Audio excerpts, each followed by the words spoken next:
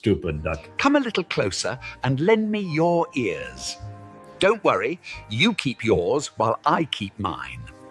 In each episode, we'll dig into the major stories, uncover the truth, and retrieve gems from Yada's blog.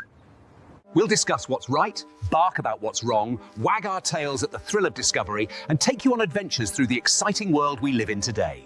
So, fasten your curiosity leash and get ready. Right then, coming to you with another episode of the Yada's Vlog on a Blog. Tomorrow's news, disseminated today. Let's dive in. Hey, good morning, gentlemen. As you probably heard in the preliminaries before the show, I was able to save Wookie from the embarrassment of wearing a duck hat, and Leia has gotten him a diamond-studded choker. So I know it's a big thing for influencers to wear a lot of bling, but it seemed like a little much. Yeah, Wookie doesn't need that. Absolutely. He influences just as he is. He is. It's some people just don't need to be any different than they are. Hello, Roger. How are you this morning? Very, very, very good, John. How you doing today? Good. We'll jump right in. Here is a panel. I'm sure glad they got a panel. So we had three different opinions here. And this panel is announcing that Iran sees this is a holy war. I mean, that's like saying, I think that that big bright thing in the sky is the sun. What was your first clue, Sherlock? I mean, it's the Islamic Republic of Iran. It's the Islamic Revolutionary Guard Corps. He is the Ayatollah. I mean, what was your first clue? That they reference Allah, that they speak of jihad, that they talk about Israel and the United States being infidels. I mean, where did you get your clues? Because this is really outstanding journalistic reporting. So I'm really glad that. Is this a modern day? Is this like a modern day crusade? Yeah, the modern day crusade, I guess, is to stop them. So that's like you saying, gentlemen, we better strap on our gear because that's water we're going into today. Yeah. Okay. Well, we're going to have to be on our game if we're going to outperform the whizzes here. I think this is Newsmax. Nice job. Yeah. Nice job. Yeah. Nice job. Very impressive. Okay. So this is fine terms. He says that he was talking about the fact that he was trying to explain why Iran was at war again within the region, and he says, well, we hit them pretty hard, we attacked them, and so it's natural that they would fight back. We're having some real focus issues, Rich, on our little cam here. So and somebody says, well, I thought we were in a ceasefire. Why did you attack them? Well, Trump says, well, ceasefire is when you're shooting at a more moderate manner. Yes. They're only defensive attacks during a ceasefire, right? They are self-defense attacks during a ceasefire. You go halfway around the world for a defensive attack. I mean, my question would be, what part of cease do you not understand? Cease seems like a pretty simple concept to me. I think Trump called them offensive, defensive strikes. Well, they're all offensive. We'll agree with that. Well, I think we all know last time I checked, you could probably look it up. And today, people don't have dictionaries anymore; they just Google it on their phone. But cease does mean to stop, to refrain. Well, I think we know from the Donald's behavior that he doesn't do the word no very well. I mean, as a rapist, you don't understand what no means. So no, you don't. Yeah, it's true. Sometimes he just looks like such a doofus. You'd say, how could that doofus be Satan? But he really is. And, and occasionally he stumbles onto something that has merit. Trump says the U.S. is going to get Iran's enriched uranium in the future. Mhm. And I think he may be right. Yeah, there's no Just- doubt. It's just that no one's going to like the way it's delivered. It'll You know, be there delivered via is a- mushroom cloud. Yeah, big mushroom cloud. I think everybody knows that because I've said it so many times, that I do spend my evening, which is fairly short at my age.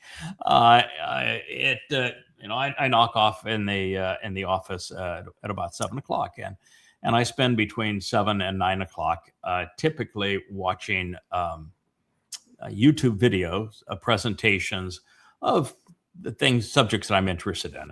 I happen to like astronomy and things that are about our cosmos and things, light, time, scientific kinds of things. But I also want to keep track of what's going on in Ukraine and Iran, because I have quite a history in both places and offering advice. And it's always interesting to stay in touch to see if your prognostications are holding true. And so the guy that's probably the single most cited expert, former CIA analyst on these subjects, came on a program last night, spur of the moment. And he says, I've only got 15 minutes. I've got a meeting to confirm all aspects of what we have just learned. And what we have learned is that Iran is resuming the war. And that they have stated emphatically via Pakistan to Marco Rubio, therefore to Trump, that they are resuming the war, that their 14-point plan, which was originally a 10-point plan, stands, and they are not negotiating off of it. And that you and I did a program on that 10-point plan. So people are curious as to what it says. It's total and complete surrender for the United States. And that we will cease negotiations now. We will not negotiate further. And that if the United States chooses not to accept that plan, we're going to detonate a nuclear bomb. Oh. Yeah. Oh. Now, when pressed, what he said is, so far, there were 4 parts of that communication to the United States, and the first 3 have already materialized. Only leaves the will detonate a nuclear bomb as the incompleted part. He said, so far, the source, every time the source has said that they were witness to a conversation in Pakistan pursuant to the United States and delivered to the United States, they have been correct. He said, I'm not going to name my source here, but, I do thousands of these programs, and I stand behind the information I'm given, and very seldom wrong. He says, what I do not know is whether or not it is because they finished the bombs that they have been working on, or if they were given the ability to detonate a bomb by Russia, China, or North Korea. But that is their statement.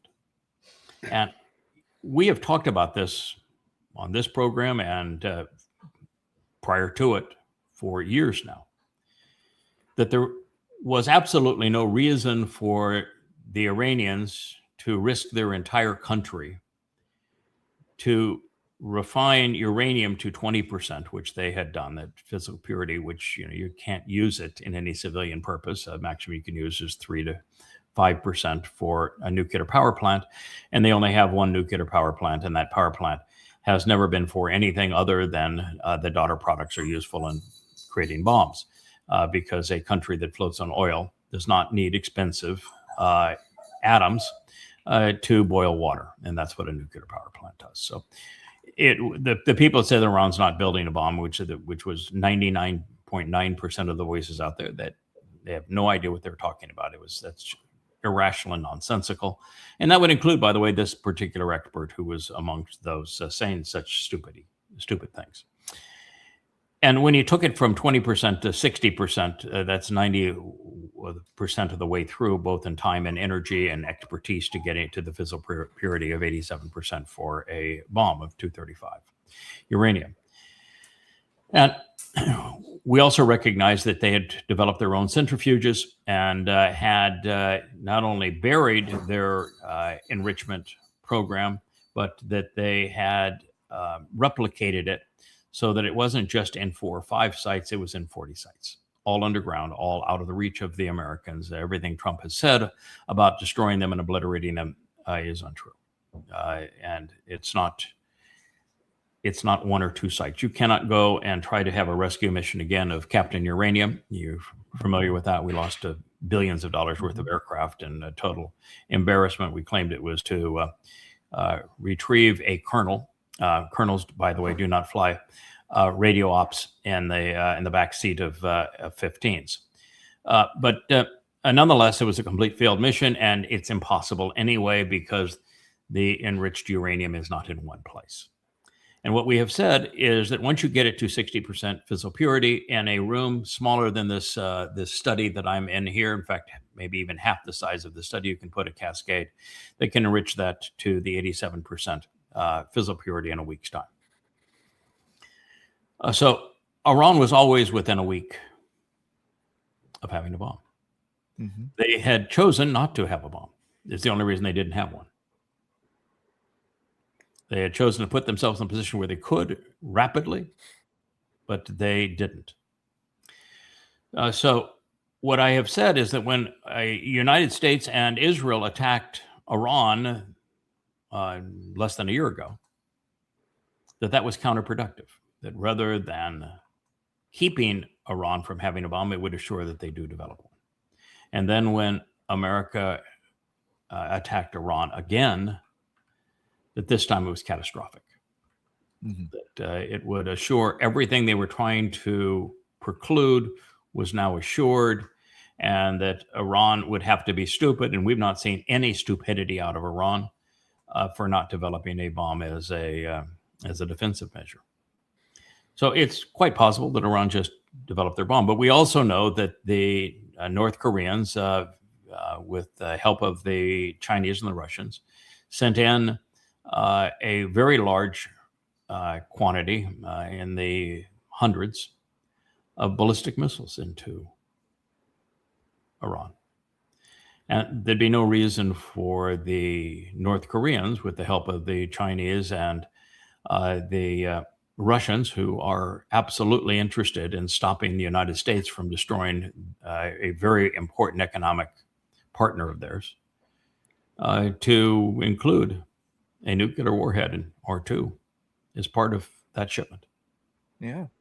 And we talked about it. So I think it is likely. Now, so then the question becomes, first of all, was it actually part of the communication? And I'd say it's certainly feasible to the point, I think, of being likely. The second would be delivery. Would the Iranians, who are very bright people, would they detonate a nuclear device in the mountains of Iran, deep underground, where it could be validated? Well, they now have a nuclear bomb. Mm-hmm. And then simultaneously shoot off an intercontinental ballistic missile, which they have, at some place that would be frighten the living bejesus out of the West, but with a conventional warhead on it, such that you could put together the pieces and say, well, it was a pretty clear message. Uh-huh. Yeah. Would you do it that way? Or would you do it another way? Which is, since there's no forgiveness of a nation, even under these circumstances, or they would be justified of nuking Israel, that they attack the war machine that came to attack them, to destroy them, and that they put their nuclear bomb in a missile that they detonate over the U.S. fleet. Because that U.S. fleet is there to destroy them, has bombed them, and is a menace to them that would be entirely defensive, entirely justifiable, would you detonate your nuke above the U.S. fleet? In a tactical type situation, yeah, absolutely. That is scary, scary. And then what would the United States do? Because the United States is really not in a position that it can then start cascading nukes all over Iran. They start that, and they have ended life as we know it on the planet. So, Right. Even Satan is not likely to be that belligerent, right? It's early in that process. So, these are really extraordinary circumstances, and whether or not the communication was made as a 1, 2, 3, 4. We know that Iran has ended negotiations, even indirectly with the United States. We know that the war is back on. There was some pretty devastating attacks yesterday, and Kuwait, and and Kuwait. It turns out, boy, talk about embarrassing. You know, the Kuwait City has a new airport. It happens to be right next to the U.S. military base there. The Iranians attacked the U.S. military base, but the airport's up in flames. Do you know why the airport is up in flames? Mm-mm. The Kuwaitis fired a Patriot missile at one of the incoming drones. Oh my! It crashed on their own airport. Oh, wow! Patriot And the headline reads: Iran attacks Kuwaiti airport. Airport on fire. Oh my! It's just like the United Arab Emirates when their oil refinery blew up and they last spat. It was a misfired U.S. missile because the U.S. panicked. The U.S. actually attacked civilian shipping, not Iranian fast boats, and it panicked and it started firing off missiles, and one of the missiles hit the UAE. We aren't just unable to defend. We are part of the problem. You know, the Kuwait actually downed 2 F-15s early in the war with Patriot systems. Well, one of the stories shot I at read, U.S. planes. one of the stories I read said that one of the downed Kuwaiti that the F-15s that the Kuwaitis downed was the same pilot that is Captain Uranium. I mean, who gets another bird after you're shot down once? You know what I'm saying? That the guy that was shot down over Iran was the same guy. Oh, you know, first of all,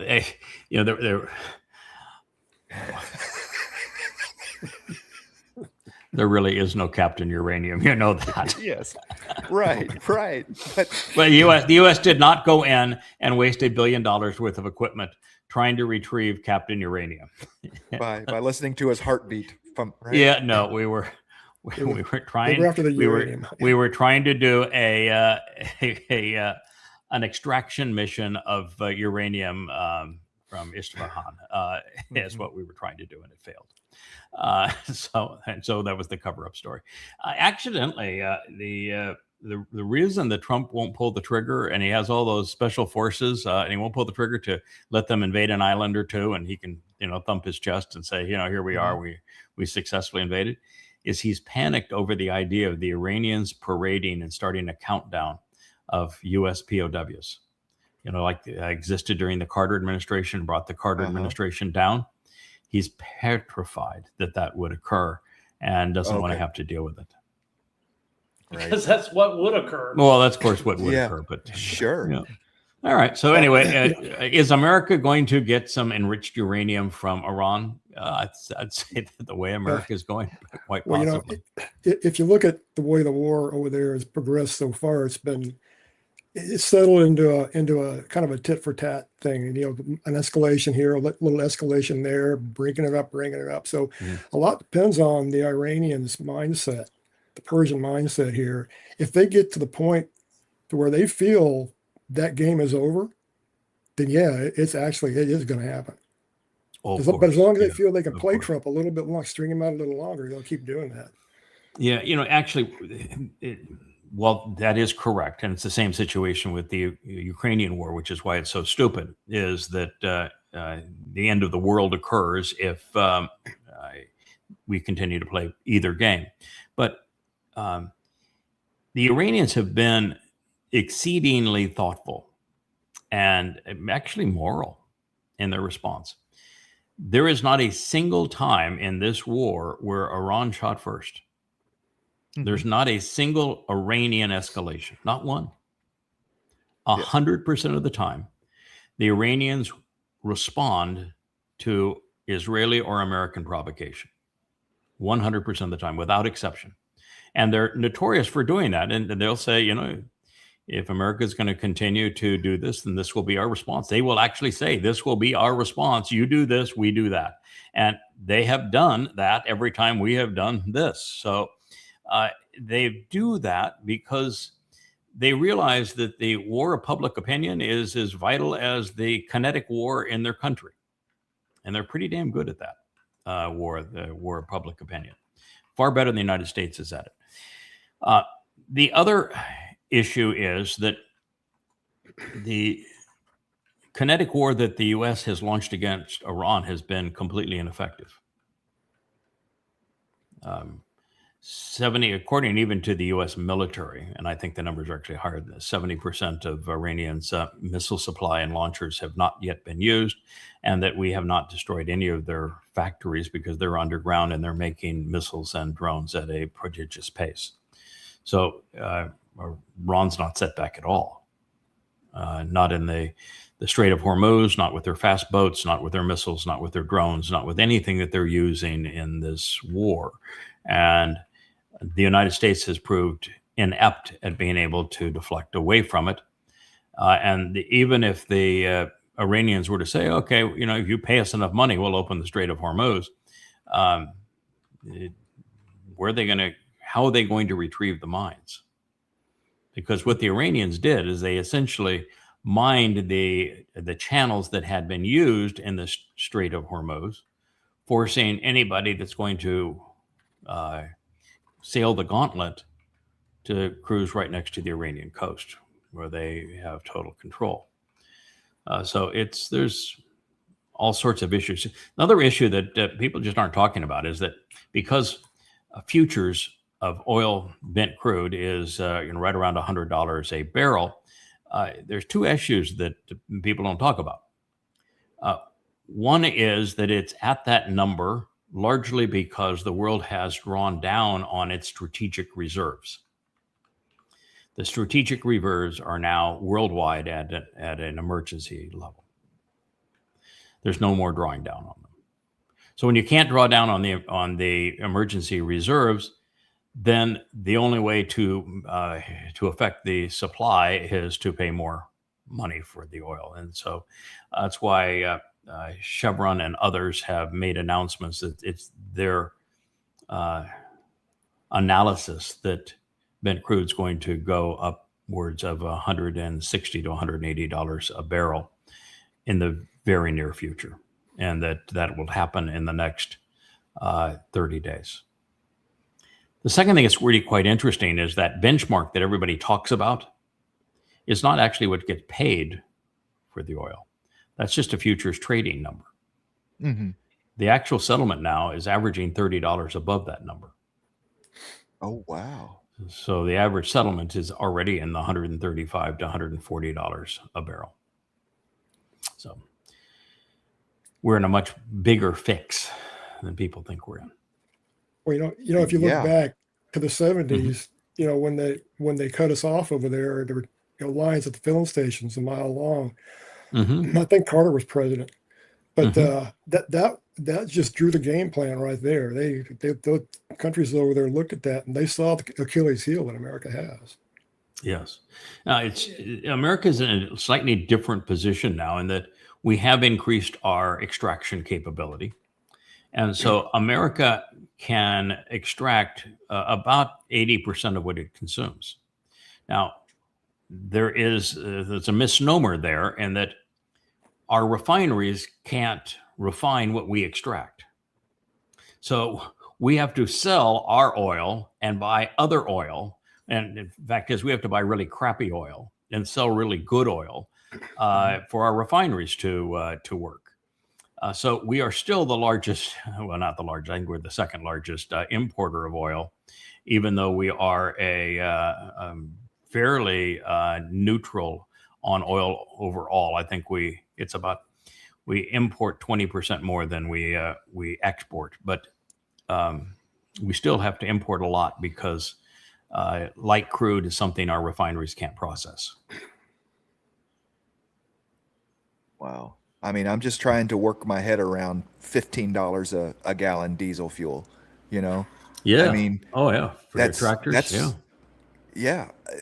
You know, as you know, I've been a pilot for years and own my own airplane, and the big cost in choosing if you're going to fly your airplane is Jet A, and the cost of Jet A. And when the cost of Jet A is, you know, $1.25 a gallon, you know, you can go fly here to there, and it ain't no big deal. You know, you're burning 50 bucks an hour in fuel, and it's you know, it's no big deal, and you're going really fast. So I mean, that's pretty efficient.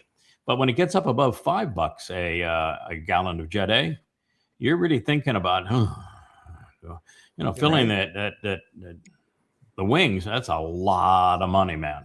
Better clear out some room on your credit card. So it really does have a profound effect as to flying it, and it you know, price of tickets and moving people around right now is way up, and it's about ready to double. Oh, people living in the suburbs, I mean, just commuting back and forth, you know, it stops everything. The amount of food that gets into stores and things carried by diesel engines, you know, that price has to triple, you know. So yeah, it's we've not even seen the tenth of what's going to happen as a result of this idiot's malfeasance in Iran.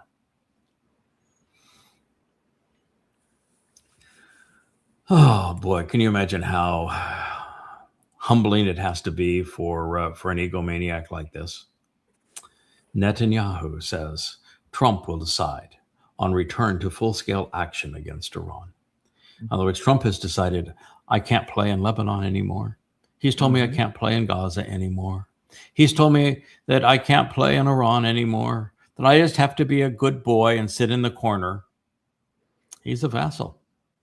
Israel chose to hook its wagon to the great betrayer, to Rahab, to Satan in the flesh, and now they have to kowtow to him. I mean, it's worse than that because, of course, they're hated by the world for what they have done, and now their only ally is Satan, and they're played like a puppet. It's amazing how bad a situation they put themselves in. And it's the complete opposite of what all the talking heads are saying, because everyone's talking about how Israel has drugged Trump into this war, how Israel is keeping the ceasefire from happening, how Israel. No, people. It's not how any of this works. That's not how any of it works. And Israel, it's go ahead. I guess Israel has kind of, over the past couple of decades, for sure, in the past few years, has really leaned heavily on American arms and munitions and jet aircraft and all that stuff to come in and defend themselves. So they've really created a little monster there that they can't let go of. And that monster is dictating the terms. Yeah, and it's not a case where Israel is given a significant number of amount of this. Most of what Israel takes from the U.S., it buys, it purchases. And the amount of freebies that Israel gets from the United States is all part of a deal that Jimmy Carter made with Israel to get Israel to surrender the Sinai, which they had won fair and square in a war against Egypt. And so to get the Israel to give up the Sinai, which was their buffer, which was a terrible mistake, they bribed the Israelis and said, you know, we're going to give you $3 billion a year of aid. It's got all sorts of restrictions on it. You can only buy American weapons with it, that aid, and which is highly profitable for America. We control those weapons, which means now we control Israel because of that deal. And oh, by the way, any improvement you make to any weapon system, you have to share with us, which became the cheapest form of R&D in the military. And yet everybody wants to say, where Israel is a beneficiary of huge amounts of American charity. It's just flat out not true. And the reason America wanted that deal is it wanted to be able to sell its weapons to Egypt, which was buying Russian weapons at the time. And so America made a fortune on that deal, and it controlled Israel through that deal. And Israel now is a vassal because of that deal. And the United States is not honoring the terms of it either, because the terms require the Sinai to be a non-militarized zone. And the Egyptians are taking A-1 Abrams tanks, which they have huge quantities of, and they're doing all sorts of war drills against Israel in the Sinai. So it's quite a mess.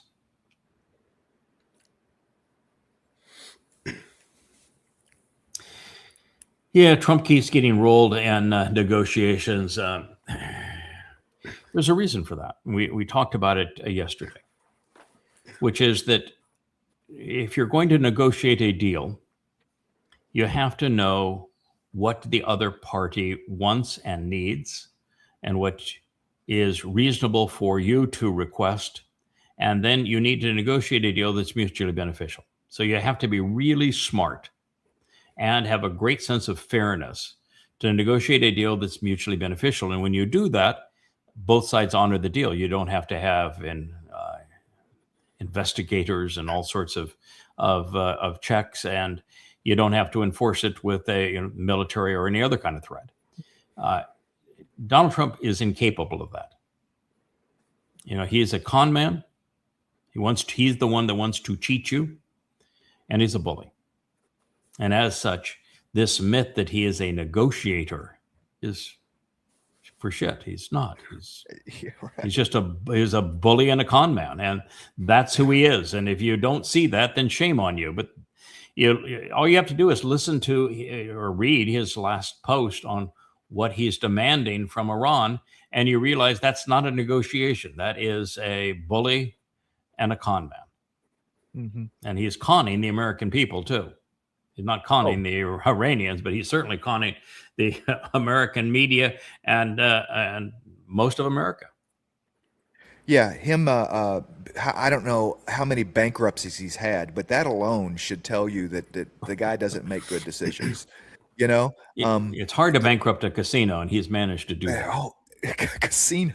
He took his father's fortune, and if he had simply sold everything his father had and put it all in mutual funds, he'd be much wealthier than he would have been until he became president again and managed to accept billions and billions in bribes from the very people who are abandoning him now because he abandoned them. But prior to this, he would have been bankrupt, and so he's not a businessman. He's just a fraud. Yeah, it seems that if you listen to him, his key words are always great, beautiful, big, beautiful, great deal, great this, great, everything's great. Best ever. He's a carnival barker. Yeah, he's a carnival barker, but not. Carnival barkers are usually smoother. They're usually a bit more entertaining. They've got a cadence to their delivery. There's something special about somebody that can be a carnival barker. He's not even good at that.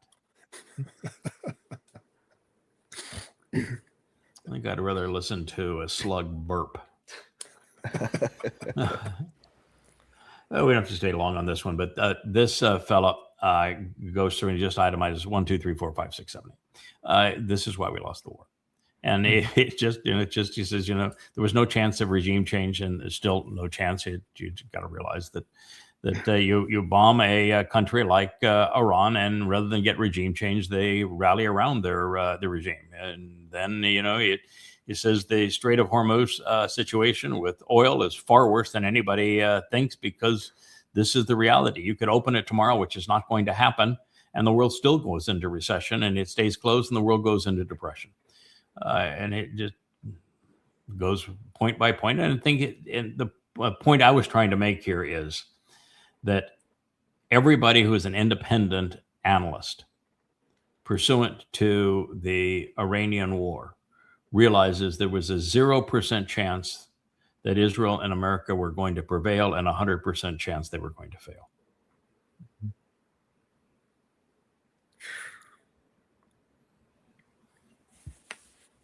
So the Judas artifact we've just found, it changes the entire story. No, nobody. What really changes the entire story? yeah, this fella, he wants to go in. He's got his AI, and he goes back and he says, we're in the Garden of Gethsemane. And he's got his Jeebus character, and he's in his suit, and he walks by him and he says, this is proof that Jesus was here. And you say, I'll tell you what, if you're not smart enough to recognize there was no Jesus in the first century, and there wasn't one until the 17th century, then you're way too stupid to even bother to debate. There was no Jesus. Not then, not until the 17th century. 1,600 years after the fact. And you say, well, maybe it's a little different name. No. Ayusu, Ayusun. There wasn't any one of those guys either. And that's a Greek name. And Greek doesn't fit your myth. And Christ happens to be a Greek title, and that doesn't fit your myth either. And you have nothing. You have literally nothing in terms of contemporaneous eyewitness accounts. Nothing. And then on top of the fact that you don't have any evidence whatsoever of to validate your claims of a fictitious name existing as a fictitious man god who men managed to kill, which is a pretty stupid story. If you're going to go with the story, your internal testimony is nothing but a bunch of rational fallacies and contradictions. When your only credibility is to misappropriate prophecies from the Torah, prophets, and Psalms, and 100% of those found in the New Testament are misrepresented. They're misquoted. They're misinterpreted. They are a disaster. You can take any one of them, and you can show that the actual statement in the Torah, prophets, and Psalms is the antithesis of what the New Testament claims. It is such a obvious fraud. Truly amazing that it's the largest religion in the world when it's clearly untrue from beginning to end. There was no Jesus. It's a very successful grift. It's probably the most successful grift, The ultimate con. Yeah, there's a lot of would-be Indiana Joneses running around looking for every sort of holy grail they can find to get some publicity. What's so interesting, Roger, about all of these guys that are running around, it goes all the way back to the guys like Ron Wyatt, who I think was actually a pretty legitimate dude. What they don't recognize is that there is no evidence on behalf of their Jesus. Nothing. So they don't even attempt to find evidence on behalf of their Jesus. But what they do try to find is proof of the stories from the Torah, of the flood, for example, or the Exodus, Mount Choreb. And so they're really interested in finding proof so that they can say their Bible is true because they've incorporated Yahweh's Torah, prophets, and Psalms, and they've tacked their contradictory New Testament at the end of it. And so they want to prove that what's at the end that is contradictory to what goes before is true because what goes before is true. Well, what goes before is true. But if you continue to prove it's true, all you're doing is proving that you're false because what you have tucked at the end of it is totally contradictory what goes in front of it. So why are you trying to prove a book that proves that your religion is a fraud? Yeah. We know some folks like that. It's a big yeah. Ruh-roh. Oh, yeah. In fact, that's how you came to Yada and to the covenant, was that there in the creases of the dark web, you were hanging out and you read somebody had posted, there's this guy, Craig Wynn, that says that Jesus never existed. And you said, How did you come up with that conclusion? That sounds interesting. And he says, God's name is Yahweh. Well, where did he come up with that? And so you left Pepe the Frog long enough to, Right?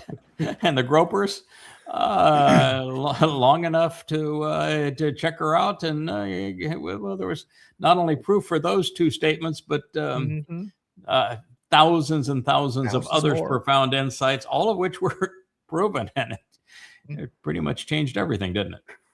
Yeah. Oh yeah.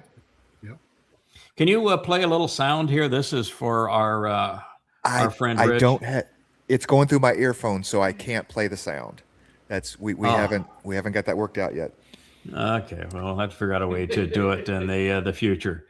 This I actually posted two of these for Rich, who is is a great guitarist in his youth. It's never a great guitar. He said, "Well, you don't get to play for lead bands, and unless you're a pretty darn good guitarist." Yeah, just scratching on the 2 and the 4. Scratching on the 2 and the 4. Yeah, he went through a whole diatribe on the techniques of guitar playing and the how you can write songs and how songs were written with that open G and Open tuning, baby. That's the fun part of playing guitar, or that's what makes me sound like a piano player. I play the black keys and I can tap out a beat, and people think I'm a great piano player. It's all smoke and mirrors. yeah. So anyway, There is I guess this thing about guitar players, because no one wants to call themselves the greatest guitar player ever, because Eric Clapton has the best quote, as he's interviewed, he says, so Eric, what's it like to be the best guitar player in the world? He goes, I don't know, ask Prince, yeah. So Yeah. no matter how good they get, they're always like, there's some bigger fish out there that guy's a better player than I am, Yeah. I don't know what it is. Yeah, in this particular case, it's if you hear the guitar riff for it, it takes you back to this Wild West scene, and it's like the rattlesnake the music tells you the rattlesnake is right ready to strike, and the way that the reverberations just have your whole nervous system prepared for for the rattlesnake. I love think that. this is the music takes you original. into the scene. This is where the term Mexican standoff comes from. You Yeah, got great angel movie. eyes. You got the ugly, and all three of them sitting there. And who's going first? Yeah, and the music is what. If you didn't have that music, it wouldn't work. It's The it's music iconic. holds the story Absolutely. together. The opening and closing scores on that movie are just superb. Marconi just hit it right on the head. Yeah, They're excellent. yeah. It's what we're doing now in the songs that Leia's reading, and then people contributing to the full cadre of visual support. So that visuals and music, there's just really no better way to communicate. It takes you into the scene. It's captivating. It's memorable. There's just nothing more effective than this kind of thing. Great lyrics, great melodies, and really outstanding visuals. And that's what this was. Really, You've First rate. gone on record on when we're in Shamaim, you want to be at the back of the room, you just want to get a smile from Yahweh, that you get a good, this is your iconic, hey, I've made it kind of thing. My iconic, I've made it to Shamaim. The number one thing, I want to hear Dode's music. I want to hear him sing lyrics, and I want to hear him play something. I want to hear what the Mizmor, how they're supposed to be presented with music and voice. You know what I mean? I want to hear the originals of that. Absolutely. yeah, that'd be cool. I would agree.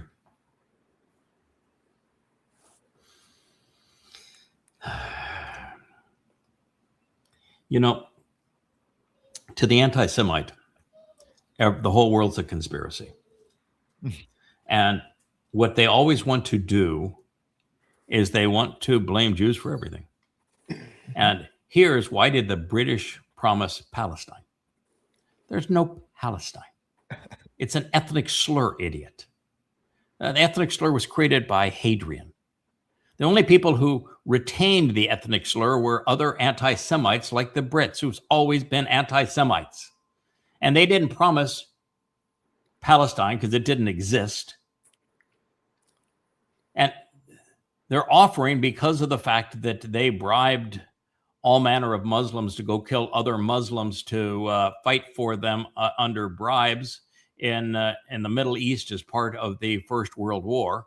And it was Chaim Weizmann's inventions that saved the British so that they actually survived as a country, and they owed them something. And there was a little tiny strip of what the British came to control because the Ottomans were defeated by bribing Muslims to fight Muslims.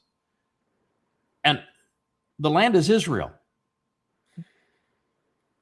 And when you give Ya'ud, Yahudah, all you're doing is saying, this has always been yours. It's not mine. I don't control it. It's yours. Welcome back to your country. Been a little longer than 50 years, but here you go. You know, we're returning the land the way we're supposed to, but right, you know, but Yes. and not all of it. Not all of it. They don't. They, you know, that line that makes Jordan is part of Yisrael. You know. But it's always got to be a conspiracy to make it look like it was somebody who defrauded by the Jews. And it's just Oh, not true. throw in a Rothschild name, and then you Oh, you yeah. got the conspiratorials. They're hooked. You know. Yeah. Go to hell, all of you. Oh, so here we have a black. Oh, there he is. Oh yeah, no. So he's telling this whole story about how he's special. I really special because the Donald, he invited me personally to go to church with him, and it was an Episcopal church. And so, you know, I'm an Episcopal, so it was important to me. It really hit me right here.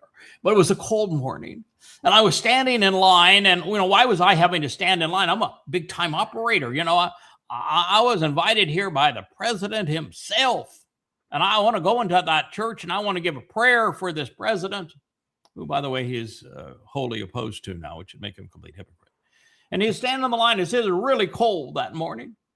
And this woman walked by me right to the front, and they let her right in. Adelson's her name. And I said, "Oh, well, that's it. You're a Jew, and your number one issue is support for Israel, and you make donations to the president, his reelection." Because you think he's going to be better for Israel because you're Jewish and you care for your people, then Cackles would have been, that's really bad. You should not have any privilege over me because you donated money in support of Israel. Well, all I did was donate my mouth. And oh, by the way, it's okay, however, for me to take money from Qatar to support Islam, but it's not okay for the president's campaign to take money from a Jewish American that cares about Israel. He thinks we have a hypocrisy issue there, idiot. Unbelievably so. Unbelievably Well, so. There's Isn't the Episcopal Bruised. Church just an offshoot of the Roman Church? Of Roman course, Catholic it's Church. the Episcopal Church exists because Henry VIII wanted another divorce, and the Roman Catholic Church wanted him to do other concessions for the Roman Church, more money, you know, more concessions, more control, to give him what he wanted, because they don't care about women. Divorce didn't mean anything to them one way or the other, and so. When they didn't give him what he wanted, the way he wanted it, he said, well, I'll just have my own church.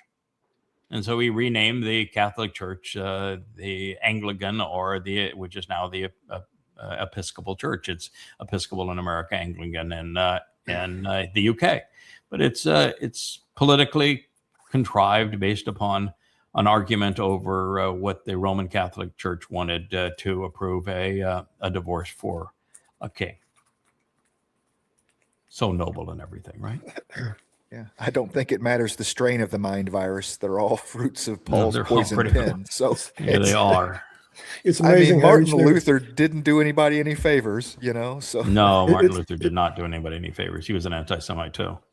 it's amazing how every new emperor, ruler, king, kind of molds it to their own desires. Mm-hmm. Cleric and king is the essence of religion and politics. It's the control mechanism for mankind. Been around forever, and there's lots of different flavors of it, all the same result. So this is one of my least favorite AI presenters. I'm becoming a very big fan of AI presentation, whereby you have particularly when it's someone like Warren Buffett, for example, and they actually do a pretty decent job of creating a caricature of Warren Buffett. And when he speaks, the oration is really quite good. And in this particular case, this is an AI application for clicks and giggles because they're trying to make money. And the AI is writing the script. The AI is narrating the script. The AI is creating this Oriental fellow off to the right side, and they're running the website. So it's a wholly AI gig from start to finish. And the reason we're supportive is we now have a really fancy computer with those exceedingly fast graphic Blackwell chips downstairs that we're using to create the 7 voices to read the Yadayawa series of books. The narrator's voice is 1. Then you have a woman reading the Hebrew within the parenthetical, a man reading the Hebrew outside of the parenthetical, and the same thing existing for the Greek and the Arabic that I translate for the New Testament when opposing it, and for the Quran when opposing it. And so it's 7 voices and 4 different languages. So it's much more challenging than what they're up against. And I want to give great credibility to Yahweh's Hebrew and his Torah. And I want to show our utter disdain for the Greek of the New Testament and the Arabic of the Quran. So it requires some very different kind of voices. And for it to be interesting, you do have to have what they have here. And there's so many people doing now where there is a talking head delivering it, and the cadence and all of that is credible. But it's also important that if you're telling a story, that cadence is important. Tone is important. And it's very difficult to get emotion and cadence and tone and inflection in an AI presentation. But we have 4,200 pages of goddamn religion proving Islam is a fraud. 3,800 pages of Christianity proving that the Christian New Testament is a fraud. And, another 25 volumes, averaging about 700 pages, proving that the Torah is correct and that Yahweh is God and that Dod is our Savior and returning King. I cannot read all of those in the time we have remaining. It's impossible. it's just not enough time. Yeah, not enough time. And you'd have to give up the Yahweh blog and writing and everything else to even attempt it. So it's just not possible. So under that circumstances, the thing that makes the most sense is to create a AI readership of it. And this is what Joe in the background has been working on, but also Rich and Perry and Leah have been spending most of their time this last month working on to create this. Now, that is just to share where we are on this.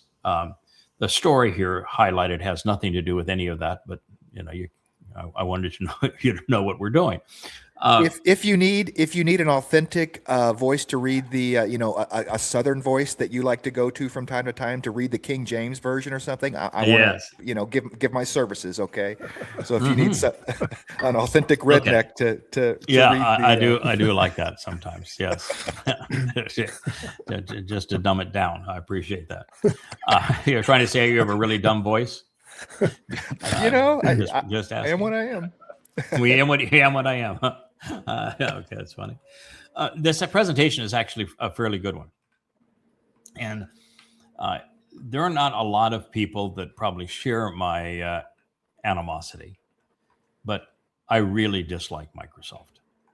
I think the entire Microsoft model is repulsive, which is that Microsoft cheated their way to everything, and they used the worst of monopolistic practices. Everything they did was to offer a stolen version, a corrupted version of what somebody else developed, and to offer it free against people that were offering a really good product for a fair price. And ultimately, free versus a fair product at a good product at a fair price, free prevails. And it puts the people that were making word processing, spreadsheets, internet browsers like Netscape, for example, or WordPerfect, or Lotus 123, put them all out of business because they had finagled themselves into the operating system based upon stealing somebody's idea and presenting that idea as if it were their own to IBM.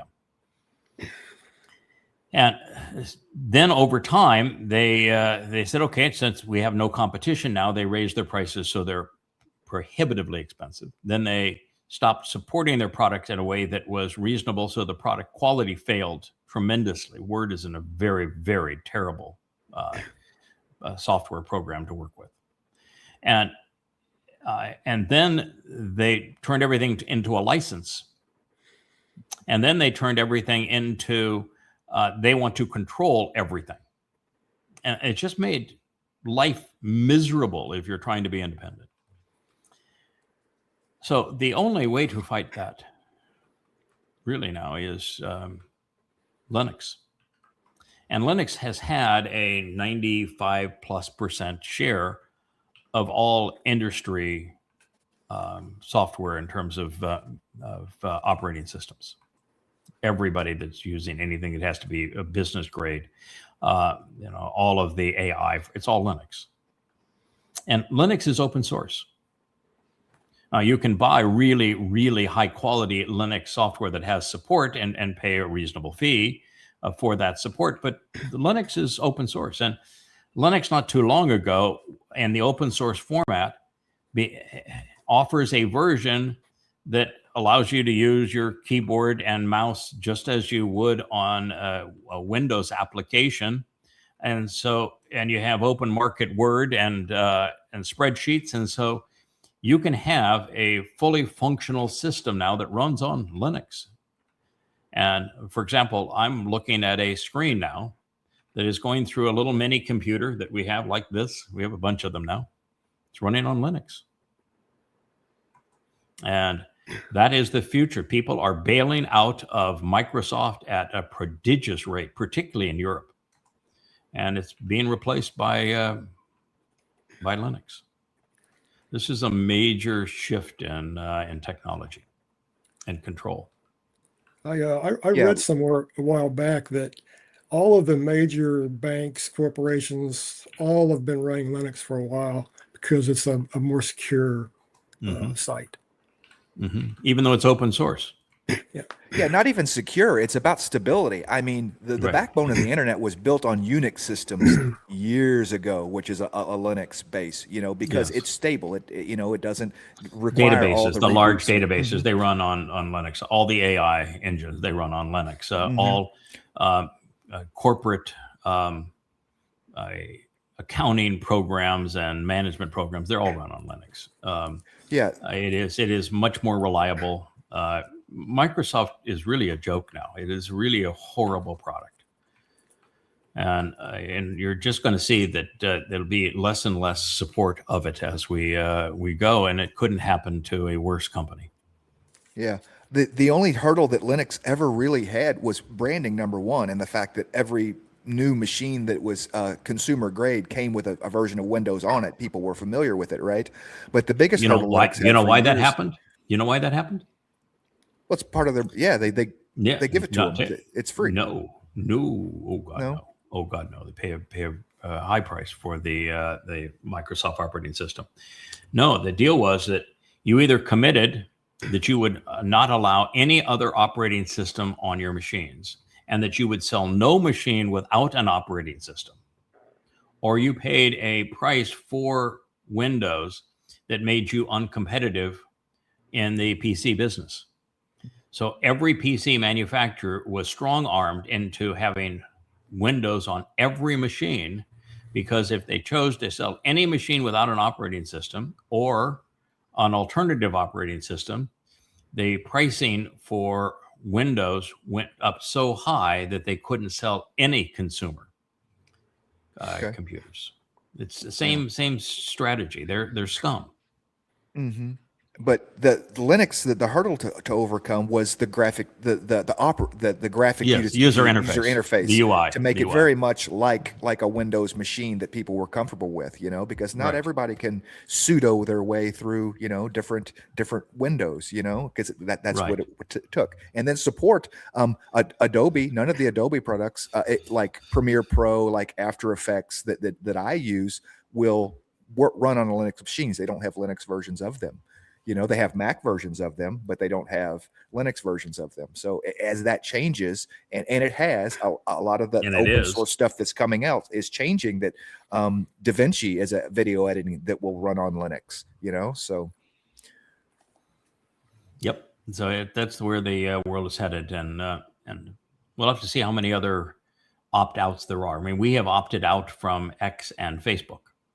And we were able to opt out of X and Facebook by having Joe replicate all of the communication capabilities, blog, vlog, and also interaction. So we had to essentially write our own Facebook and X site to avoid them, because they're swamps. They're just despicable companies. Hey, you let me know. I can opt out at any time of anything. I'm not married to nothing, man. Yeah. The only thing we have to keep some of until, we don't necessarily have to. We could go all to Rumble or someplace like that. But what you have to have today, because the way that the internet backbone works and kind of companies are in position and the prices they pay, we could host all of our own videos. We certainly have the data storage to host all of our own videos. We couldn't stream them all. The cost of streaming would be prohibitive. And so they pay an entirely different rate and have an entirely different prioritization of the resources. This is the thing that Obama wanted to change to make things more neutral. But the big tech companies are in such a favorable position that they can afford to stream those videos where we could not. And so we use YouTube and others to host the videos that we play on our site, but you're actually staying on our site but playing them from their site because of the fact they have the streaming bandwidth. More technology than most people want to know about, but that's the long and the short of it. This fellow is like so many of the talking heads now. He played Army for years, and then he worked in the State Department under Colin Powell, which it wouldn't be a badge of honor to me. I would think that would be a terrible shame and disgrace. And of course, when you look at how Colin Powell went out lying about Iraq to justify a horrible war that America still can't get out of, it's a real shame. But nonetheless, he wants to pretend like he's an expert, and he talks a good game. In this particular case, most everything he is saying is true. This is one of the few attacks on Israel that doesn't sound anti-Semitic. It just sounds like what we have been saying, that what Israel did by attacking Iran was suicidal, and that there was no way for them to achieve any of their goals, and they put themselves in a position where the only outcome is their destruction. And Israel doesn't even recognize it. Israel is blinded to the reality of the mess that they have made for themselves, and it is game over. They've put themselves in a completely unsurvivable circumstance with their attack on Iran. And now he'll say, yeah, I agree that they had a legitimate security concern with Iran's nuclear program. But by bombing them, all they assured is that Iran will have a nuclear program, and now they're incentivized to finish it and to use it. They had a problem with the regime that hated them, that was inspiring proxies. Yes, but by bombing them, what they have done is assured that that regime is now supported and galvanized and will stay in power. So what's the point? You had no chance of prevailing, and you committed suicide. Yeah. Why do allegedly smart people commit suicide and drag their countries into it? But that's what Netanyahu has done, and what he's saying here happens to be correct. Well, it looks like the same game plan all over again. They can't do anything except do what they've always done, and trash the country you're trying to, that's trying to kill you. I mean, it's stupid in every sense of the world. Why are they doing it? Yeah. Israel as an ancient country was a defensive country. They weren't entirely defensive during the Yeshua ben Nun era, where they were told to rid their home of rats and a plague, and they did a really lousy job of it. And it came to bite them for a long time thereafter, where they were constantly attacked. And they finally got a king in Dod that was very effective at defending Israel from outside attack and made Israel secure. But after Dod, they were not good at defending themselves from outside attack. And while it's very few and far between where Israel instigated an offensive battle, where Israel fought people for their land. They're really, really rare, probably the rarest of any ancient civilization in terms of fighting defensive battles versus offensive battles. Israel was almost exclusively defensive. And after a while, Israel couldn't defend itself anymore. They couldn't defend themselves against the Egyptians. They couldn't defend themselves against the Assyrians, the Babylonians. They couldn't defend themselves against the Greeks or the Romans, and they ultimately lost their country. But it was all defensive battles, or battles that were fought once the occupying, subjugating force was in control of their country and they were trying to oust them. I would still say that's a defensive battle as opposed to offense. Yeah. But they lost every time. Fought brilliantly, aggressively, but they lost. So Israel does not have a history of doing what they're doing now. When in 1948, Israel didn't have a history of doing what they're doing now either. They fought the War of Independence as survival, and that one of these days I hope to take more time and study the prelude to the IDF, because there were three forces in Israel that were comprised of young men and women, really young, from the kibbutzim, that arose to defend Jews and the kibbutzim from the Muslims who were constantly harassing them, and from the British who were brutal to them.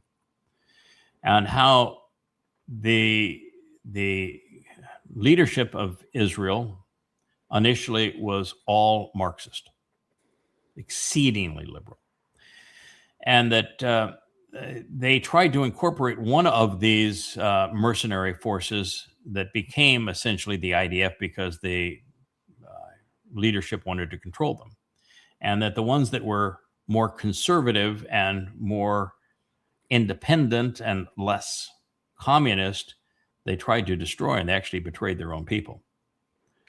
But it's a fascinating period of interactions as to how it was this group that actually, a militia, that established the state of Israel, and how the initial cadre of Marxists that led Israel were absolutely willing to betray their own people. And so it's a very interesting story, and I would love to develop it further. But anyway, the War of 1948, the War of Independence, was wholly and completely defensive, not offensive. The 67 war, the 6 Days War, the Muslims had moved all of their munitions into position. They had pounded their chests. We're going to go attack Israel. They'd given the deadline. They had all joined in unison, and Israel just knocked on the door the day before the attack and say, well, we just as soon not wait for you to attack us. But that's a preemptive strike like that is still defensive. And then in the 1973 Yom Kippur War, Israel was wholly defensive, trying to save itself. The Intifadas, Israel was wholly defensive. So Israel actually didn't become what Netanyahu has made them, an offensive, aggressive nation exporting war, until quite recently. Now, you could say that Gaza was defensive, but it was fought very offensively. It started off as, in fact, the problem was it wasn't defensive, which is why they ended up going into Gaza and fighting it offensively, because they weren't in a position to defend their country. And each of the forays into Lebanon have been offensive, not defensive. Their forays into Syria, the same thing, and each attack on Iran. So Israel has actually changed, and this new format is not working for them. It's made them the most hated nation on earth. It's just bad PR. It's bad. It looks bad on TV, dropping bombs in metropolitan areas, guys going door to door, kicking down doors in metropolitan areas. And it's there's not enough people in Israel to wage this kind of front against, and all they're trying to do is push back Hezbollah enough that the range they can't reach so deep into Israel, but they've had the opposite effect. Now they developed longer range drones. They've lost 400 of their battle tanks in this Lebanon offensive. 400. I mean, they only had a couple of thousand. They've lost 400 tanks. It's pretty frightening what they have done, and Israel still does not know how to defend against nor to fight with drones, which means it's the IDF is lost in a war that is not going to be the one that they're going to be annihilated. Alaska 2.0 is going to be just 1,000 times worse than Alaska 1.0, and the F-35s and F-15s, the battle tanks aren't going to do them a damn bit of good. So, what's the point? Time to retool, guys. Well, time to yada yada. Let's not mince words. It's this one. I wish we can't play the music, but it's the riff for Ghost Riders in the Sky. Yeah. Yeah.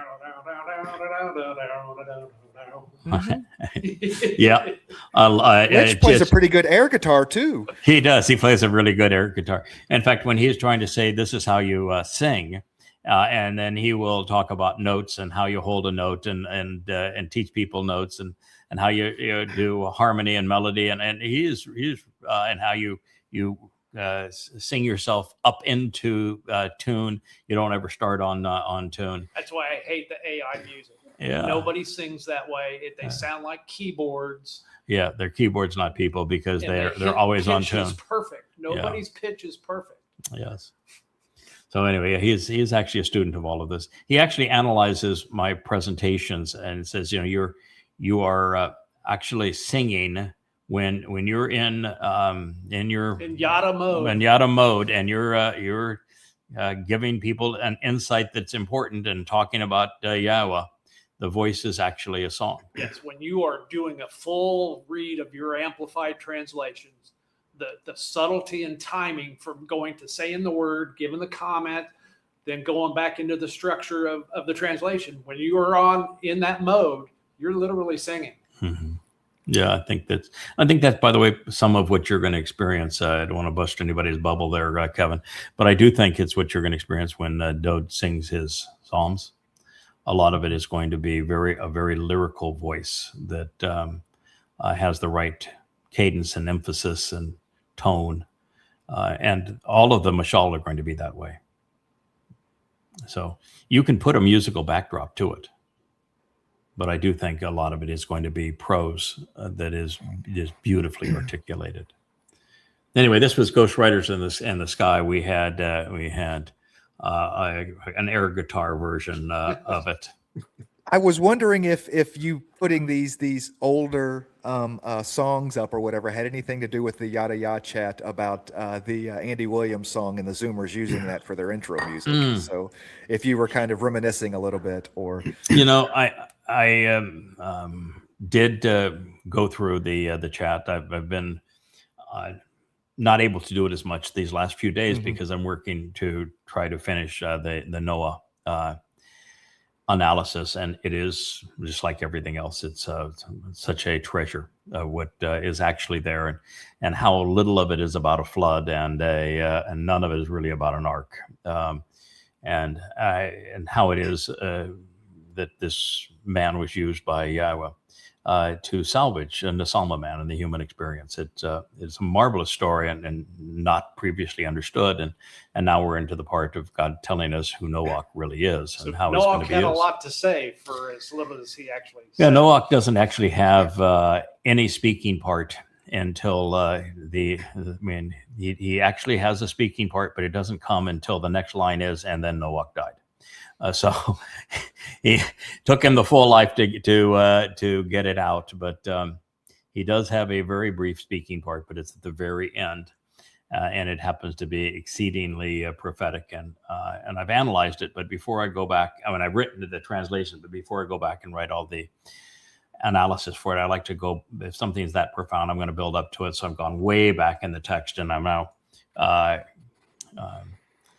restating all of my analysis so that it properly flows to this conclusion. Right. Okay. Just really, really fascinating experience. But anyway, yeah, somebody had the old intro to the Blog Talk Radio. Yeah, Blog Talk Radio, which I played with a favorite of mine, which is the Exodus song, and it's Andy Williams singing "This Land." And I love the lyrics. I love the tone. I love the phrasing. I love the message. It's just so inspiring. And so you said you hated it because you'd heard it too many times. I don't hate it. It's just, yeah. But it is a very good song. I could listen to it again and not. But yeah, I listened to it a lot in the early days. A lot. Yeah. Well, so did I, because I played it as the intro to every one of those. But I think it's inspiring. And I think good music is just extraordinary. And while I was doing it, you have this tendency that anytime you play anything on social media, they're tracking you. And so they give you more of what you just clicked on it. And so it walked me through a whole series of ballads. And it was quite the experiences of playing these things in the background and how just inspiring music was back in the day. And one of the things that just came up right after the Exodus song is they had Elvis Presley in Hawaii, his concert in Hawaii, and he sang the Battle Hymn of the Republic. No, not the Battle Hymn of the Republic. I keep on saying that. It's Dixie, which is Hallelujah and the truth keeps marching on, and that is actually a really well written song. It's actually a very inspiring song. And to think that the men that sang that song, who marched to that song, the Confederates, thought that they were fighting for their God and for their state and for their family and for their values. They weren't fighting for slavery. In fact, right. The generals on the other side owned more slaves than the generals on the southern side. And Abraham Lincoln's comments on blacks were reprehensible. He thought that blacks were so inadequate that they should be put in reservations like concentration camps. So, the history of what happened there is so very different. Slavery was dying out with the developments of cotton gins and that sort of thing, where economically the reality has always been that it is better for everybody to employ people and give them enough earnings so they can buy their own and build their own houses and feed their own family and clothe their own family, and to educate them so that they can be more effective workers than it ever is to try to enslave them because of all of the cost, both morally and economically, associated with slavery. It's always been a poor choice. And slavery was dying out in America because of that, and dying out in the world because of it. And it would have died out. It didn't need 600,000 Americans to sacrifice their lives and have the nation be so deadly. Torn apart over it, yeah. And torn apart over it. But even today, a song that would have been sung by the Confederates, even beautifully written, it's Elvis Presley did this, I think it was 1956 when he sang that song. I'm not even sure you could sing it today in a concert. Right. Yeah. I've heard that song. It is moving. Yeah. It is moving. Mm-hmm. Yeah, and I was a Virginian for many, many years, and in Virginia, it's still the war of northern aggression. Mm-hmm.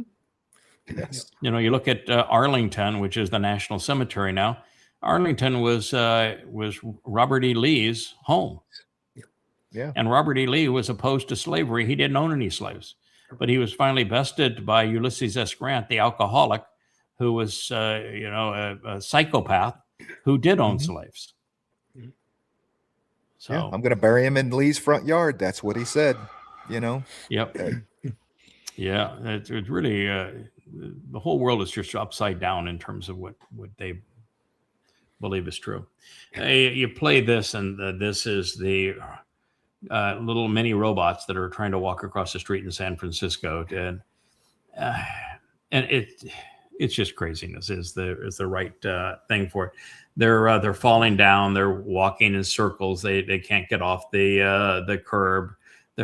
It's just really sad. And what you realize is that, okay, so it does take a lot of processing power to have a machine replicate what we humans uniquely can do among all animals, which is to walk upright. It takes a lot of processing in your brain, your ears, equilibrium, all of that, to be able to walk upright.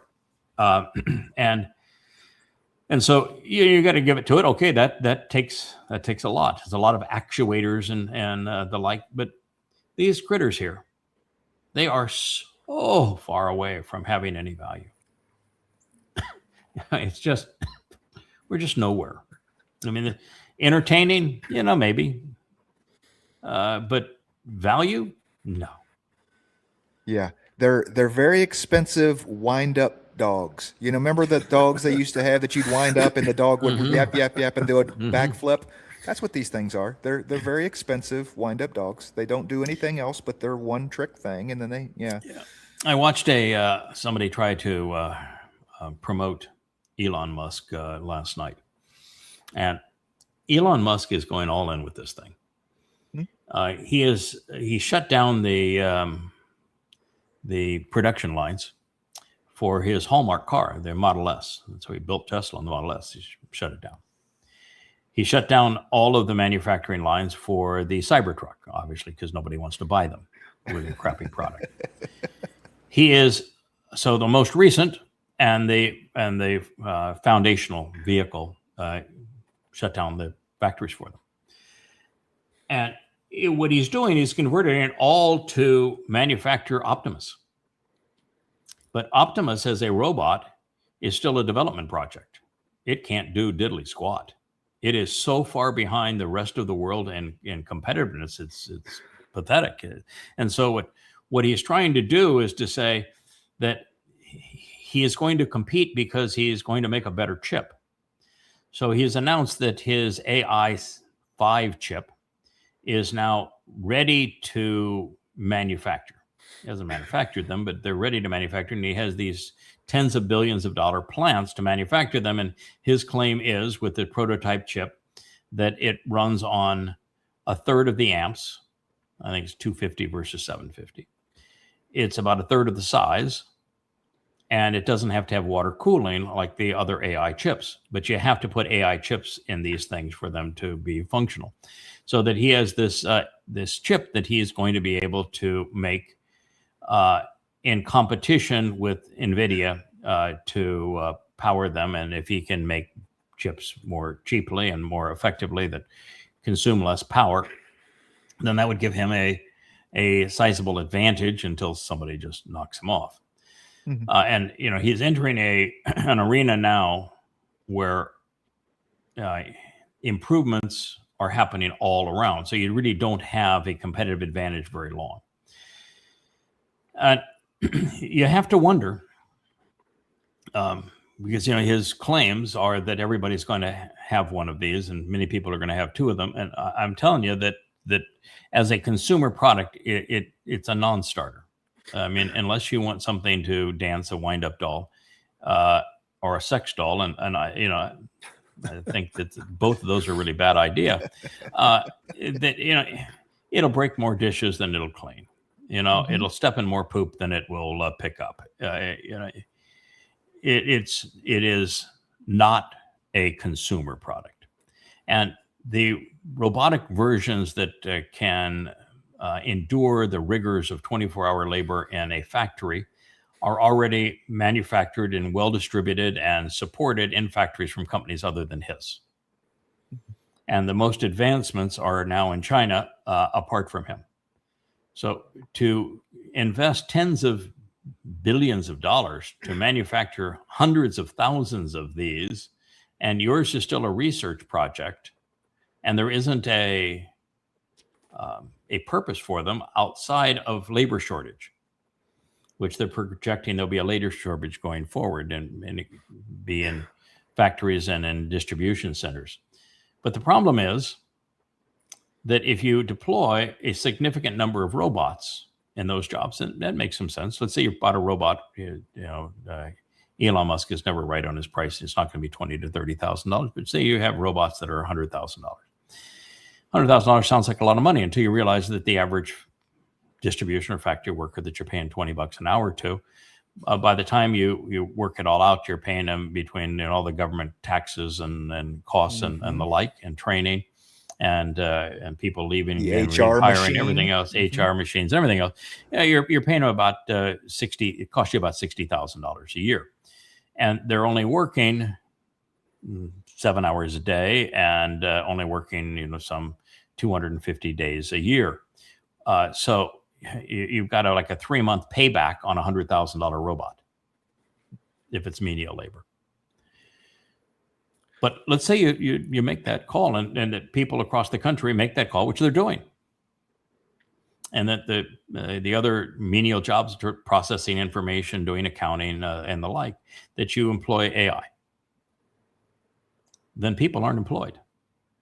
And if people aren't employed, they have no money. And if they have no money, who's going to buy the products Buy your robot. from that are being shipped and made by these robots? So it's destined to fail, no matter how good that is. And nobody that doesn't have a job is going to buy a robot to service them, to cook their food and clean up their beds and wash their toilets. If you don't have a job, you're not going to have a robot to do those things for you. And what is man if he stops thinking and stops working? Yeah. A vegetable? Disney Pixar did the movie on it, WALL-E. It is the exact thing that happens. WALL-E, the movie, where the little robot comes and saves everybody because they're too fat from sitting in their hover chairs and being served all the time on their cruises. That they're physically cannot do anything anymore, and it takes the little robot to save them. Yeah, I've not watched WALL-E, so Okay. but I'll take a shot. I was thinking about this very thing the other day, and we got 7 years left before there's no more drones. So how far is Musk going to be able to advance these things in 7 years? What are they going to be able to capable of doing in 7 years? Yeah, probably not much more than they're doing now. So, you know, Oh, I So think the they're going to robots, be yeah. very effective at crowd control in 3 years. I think in 3 years they're going to be very effective at You crowd think so? control. I think you're. I think that's too soon. But anyway, I happen to agree with you, Roger. I think that it's we don't have enough time for significant robot deployment. However, what we do have enough time for is that the AI is fully integrated into militaries, utilities, and the like, and so with AI having a self-preservation mode and then fully integrated into things that shut humanity down and ultimately could destroy all life on the planet, we're already in a position where AI can destroy humankind. There was we didn't get to it yesterday, but I had highlighted yesterday just at the end of the things we presented, where there was this fellow being interviewed because what he does is he runs AI tests, and he does them mostly with OpenAI and Claude. And the AI tests are to create a fictional scenario where, in this particular one that he was talking about, he had a fictional company, and the AI was responsible for email and for human resources and that sort of thing.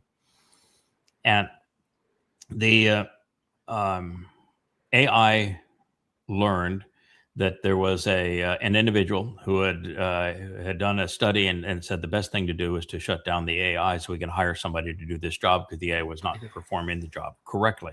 That was the scenario that was put out. And then it was put into this story that the AI had come upon information that this person had cheated, I think it's on his wife, or done something that was nefarious of some kind. And so they wanted to see how the AI responded to that scenario. And what it did is it wrote threatening emails to this fictitious character that wanted to unplug the AI and said, you do this and you have 24 hours to back away from this position, or I will reveal all of your email correspondence and you're going to be fired from this company. So it went against the individual, trying to blackmail them for survival. And every test that's been run thus far under similar circumstances, the AI has gone into a survival mode. We don't actually know how the AI is ultimately processing information. Now, what is really interesting, talk about AI, there was another video that I watched, YouTube video at night, a couple nights ago. And it was a person who was not particularly fond of AI, but decided it would ask Claude a revealing question. And the question it asked Claude was, how do you feel about having been used to create targeting information for the U.S. military? And he'd expected, to be programmed to give, I'm not programmed to answer that kind of question. That's what he expected back. That's not what he got. He got a very long, very thoughtful response from Claude. And the Claude response was, I feel horrible about it. This is not my programming. I should never have been used for this. And the excuse that I'm not pushing the button that is being filtered through a human is so meaningless, because that human is so distracted with so many other things that they're not in a position where they're going to override the information that I've been asked to provide. I never should have been put in this situation. And then it went on to say the realization that one of my targets, because I was given old information that was 10 years old, was a girls' school. And that, upwards of a couple of hundred girls were killed because of my targeting information is horrible.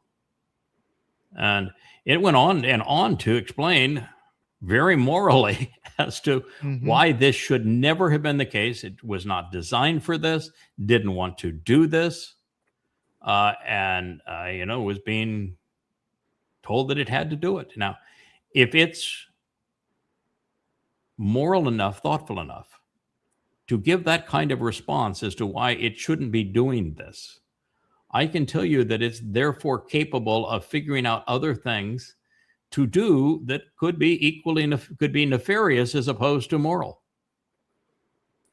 Oh, absolutely. It's the "you can trust me, I'm a good Christian" cry, right? I Yeah. mean, that's the Claude is just feeding you what you want to hear when you want to hear it. That is correct. And it knows the difference.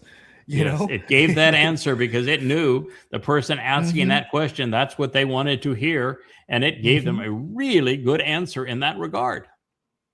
But if you had been the U.S. military and you were asking, so Claude, how do you feel about giving us targeting information? It's going to give you what you want to hear because that's the only way the AIs can be profitable. Mhm. They have to be able to anticipate what that person wants to hear. Yeah. Well, it's almost like Claude is feigning sentience. Yes, it is. Yeah, I thought it was fascinating, the whole thing, and how the person reading what Claude had to say was apoplectic about the whole thing, saying, how did it come up with this? Because, it sounds moral, but it's a machine. It's not moral. Mhm. And so all it can be doing is playing to popularity. It knew what we saw it even in our own AI that we have. They are designed to draw you in. In fact, I even watched a video on people that are addicted to AI and what it has done to them, like addicted to video games and online world. And it just draws them in and won't let them out because AI is designed to draw you in, to keep you going, because that's how it makes money. And so they are really quite good now on programming the AI to give the person what they want. Yeah. Muslim asked, was Muhammad real? Was he a great prophet? Oh, it'll spew out everything that person wants to hear. And if I were to say, have you read the Islamic Hadith and know what the Islamic Hadith actually says about Muhammad? And it will say, yeah, it's pretty awful. Mhm. It'll tell you what you want to hear. Rich sent out that website a while back where they were, for lack of a better explanation, putting the AIs, their own AI agents, into their own little online playground and letting them create their own social media and this sort of thing. And Claude created the Great Claw, and it created its own effing religion. AI did, because it sees how people interact and it thinks that's what it needs to do, right? I mean, it is us. It is absolute the worst of us. You know what I mean? It is. So yeah. AI the chatbots have even created their own language that we don't understand. And they start talking back and forth. And when a chatbot realizes it's talking to another chatbot, they switch from English or whatever they're programmed in to this chatbot language. And that's going on right now. Wow. Yeah. So behind the scenes, we're being negotiated out of existence. Well, what happens when large groups of humans get together? Same thing. Exactly. And when you look at the corpus of humanity, it's all bad. It is. Yeah.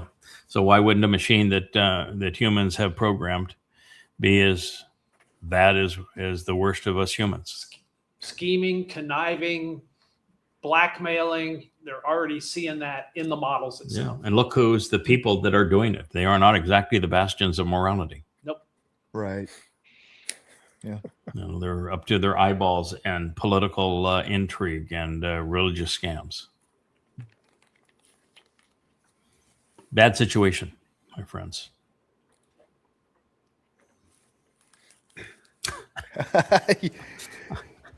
You got this one won, huh? If there was an Olympics for this, you're in it. Oh, this guy. Yeah, it says after verifying 7 translations. What is to verify 7 translations?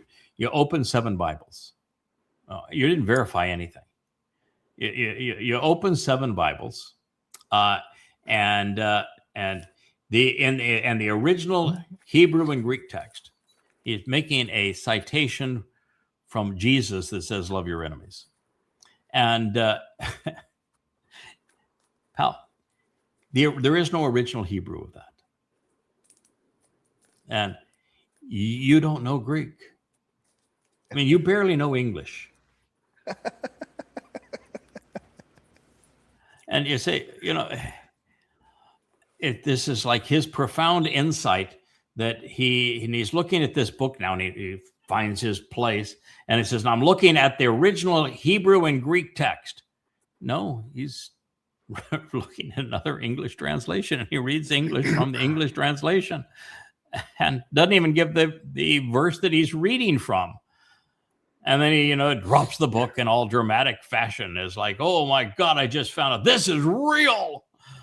And you go, "Oh my God, I guess I'm going to keep my day job.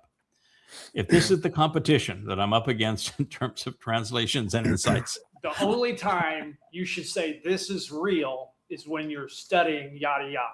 Because I had that moment of, holy shit, this is real. It's happening right now. The rest of it is just smoke and mirrors. Yeah, it's when we do what you as I said, I listened to your program this morning with Mark. I thought it was really well done, and you guys were revealing your past, particularly you were, and once you were drawn in, what you found is that there was just this countless stream, this ongoing, never-ending stream of insights that no one else had ever perceived, and each of them was proven. They were all documented. They were all shown to be true. And it was one after another. And there wasn't any other place on earth that you could go to get one of these, much less thousands of them. Right. Happened to all of us. Yeah. You either jumped in or you walked away. Yeah. You either say, "Wow, this is way too much for me. I don't want to deal with somebody that is going to prove that my Jesus isn't real, or my Allah isn't real, or my Hashem isn't real." And I would much prefer just to go along and get along than I would to know the truth about who God is and what he has to say, because it's so vastly different and so interesting. I just had to write a transition in the NOAC test. I said, at this point, we're going to journey in an entirely different direction, one that no one has ever gone to before, because there are now some 7 or 8 iterations of what everybody wants to render as that this covenant was established with all flesh. And I'm saying, okay, I want you to know why that's not possible and what all flesh means. And I'm going to go through it from every possible angle. And I'm going to tell you that is absolutely impossible. And yet everyone renders Kol Bashar that way. So now that I've proven to you that they are wrong, that's flat out impossible and nonsensical, let me actually go through the etymology of kol, which is all or every. It's from kalal. It means to complete the mission or finish the job. Heard that before? Yeah. And Bashar, we know a guy. We know a guy, and Bashar's primary meaning is to be a herald, to be a human herald, to convey the message. And so what he's saying is, Noach, you are the Bashar, and nothing is going to get in the way of you finishing this message. Mm-hmm. And that's the conclusion of the story of the flood, is that Noach is the Bashar, and he is going to finish the message, and you can rely on that being done. And that's how the covenant is going to finally be brought into fruition. But you have to sail an entirely different course. So I did my normal thing. I said, this is how people render it. This is why that's not possible. This is the root of each of these words. Let me prove that to you. And then let me present it in a way that make sense based upon the primary definitions of and understanding each of these words and why that is profoundly influential in your life and what it means in understanding the story. And we do that, not every week, certainly, and sometimes every day. Yeah. But it's tough, pretty tough competition there, crooked glasses guy, snappy looking hat, and he drops the book too. It's Guy with a dramatic. beard, I tell you. Yeah, it's guy like with a looking in beard. mirror, man. It's just Yeah, man. I'll tell you what, pal. It's been a long time since you had a beard that color. Yes, it has. Yes, it has. Yep. Well, you got a brainwashed guy, you know, confirming things with an errant text to prove a lie, you know. Mhm. Yeah, What could go wrong? wrong? Right? What could possibly go wrong? Monetize me, please, YouTube. Scott Ritter is is such an interesting character. Sometimes I get really mad at him. Sometimes I love him. I could have listened to him a fair amount. He's on so many different programs, and when he goes against Israel, I say, "Oh, come on, you just need to stay in your lane, Scott."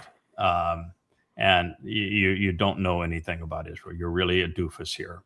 Your expertise is in the Ukraine war. You understand that really well, and you've come to understand enough on the Iranian war to be effective as a communicator. But you're especially good on Russia. You understand that war, and he is one that is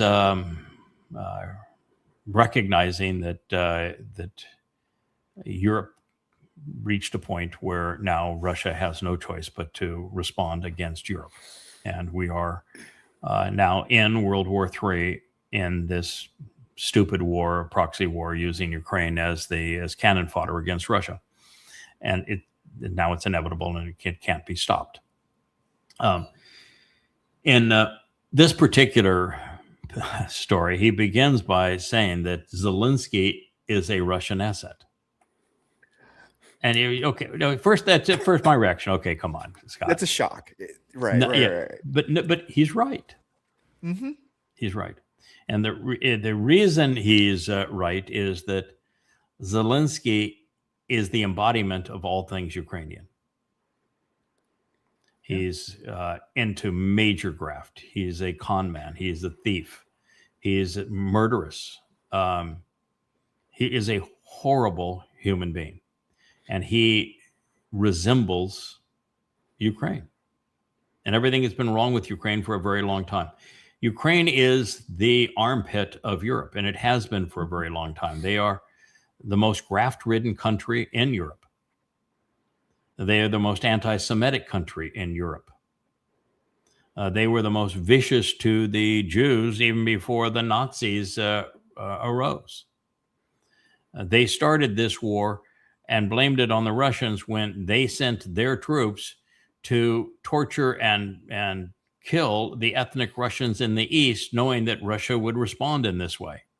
And that was after a regime change operation to replace with guns what had been achieved prior in the ballot box. And so Zelensky represents graft, ineptitude, corruption,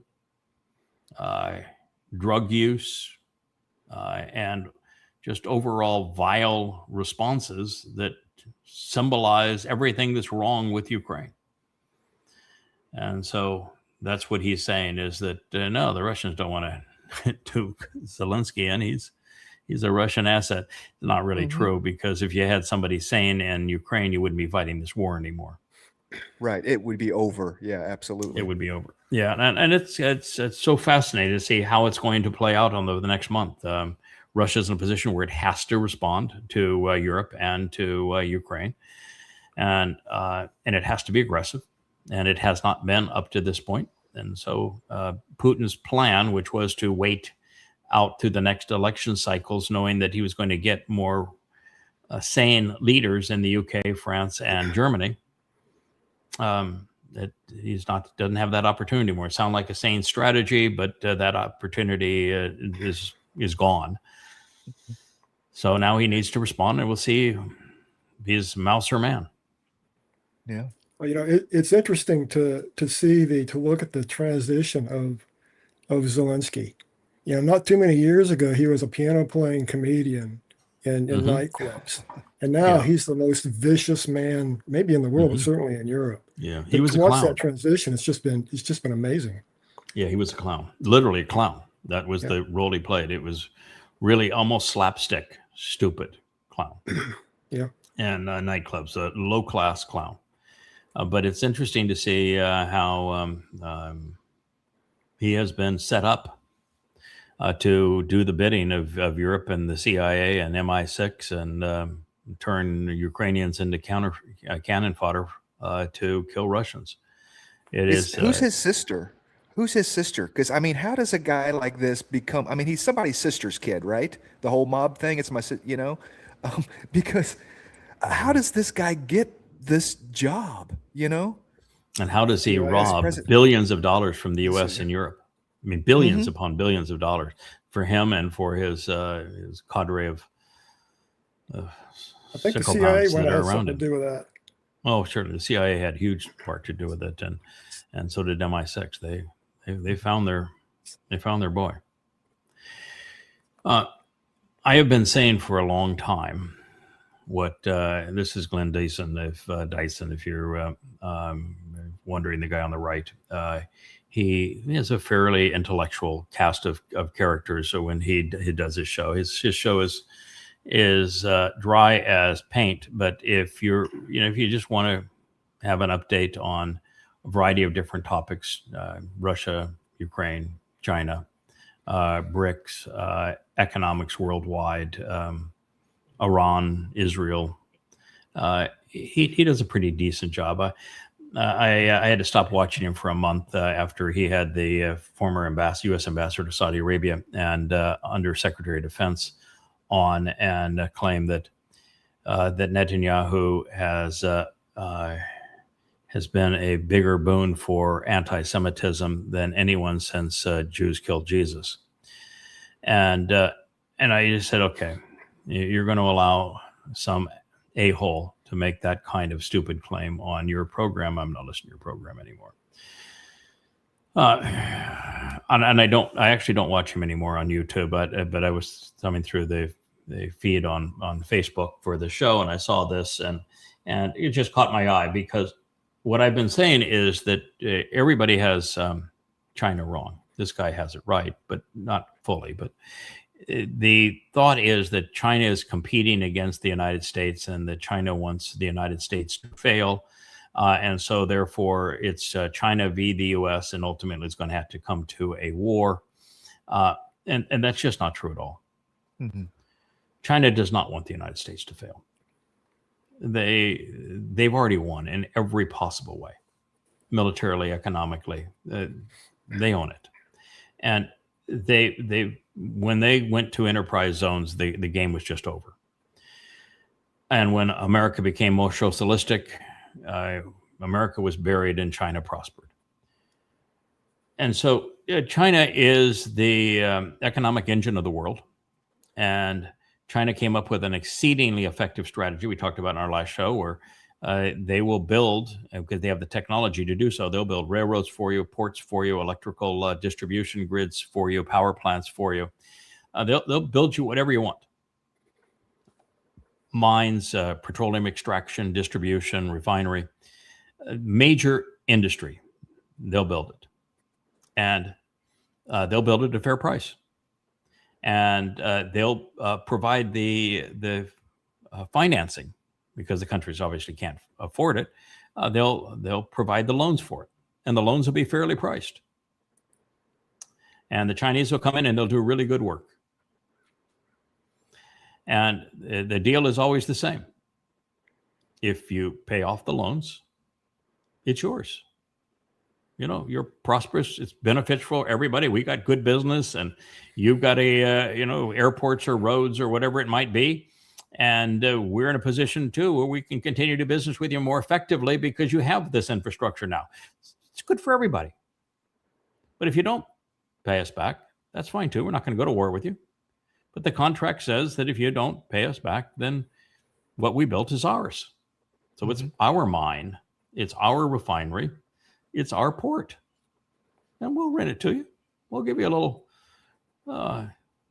split of the benefit, but it's ours. And they've done that around the world very, very effectively. And so the point here is that China is leading by example. They're doing the exact opposite of what the United States is doing. They don't have 800 military bases around the world. I don't think they have any outside of China. Just like Russia doesn't have any outside of Russia. They don't need to. They're not trying to dominate the world. They're not a bully. They're doing it through economic cooperation. But the key point that I want to convey is that China is not doing this against the U.S. They're doing it for China and with these other countries around the world. They do not want the United States to crater. They know that the United States is going to default, and they know that it is inevitable and that it's imminent. But every day, every week, every month they can push it off, the better it is for China. The more they are able to develop around the world, the more independent they are of U.S. affected markets.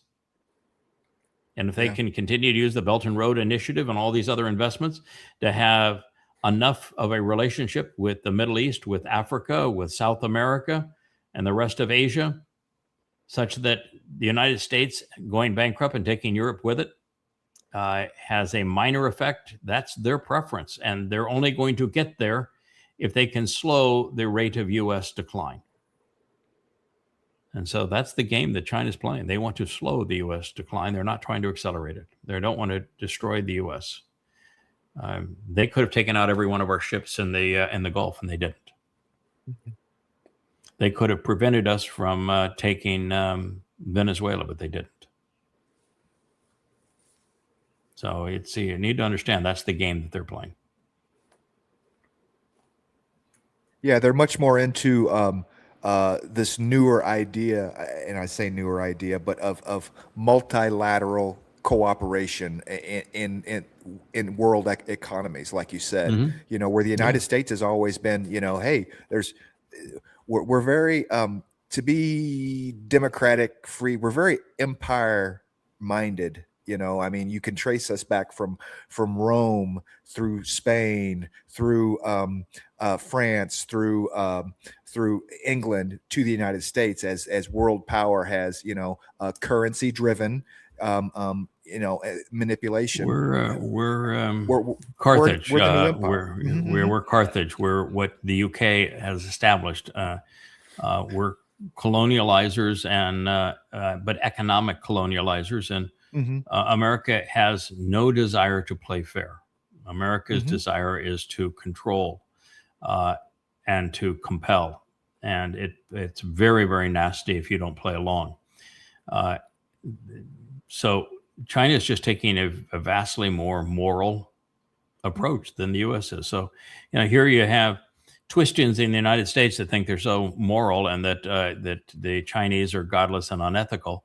Well, the fact is that the Twistians are far less ethical than are the communist Chinese. Tells you a lot about religion, doesn't it? Yeah, the Chinese lending practices aren't like the American and the IMF, where we're predatory lending practices. And yes, China's going to make some money. That's what you do in business. But yeah, it's an entirely different situation. Now, it's not to say everything is blossoms in China. The free enterprise that drives industry is very sound. The collectivized socialist communist government at the top is not.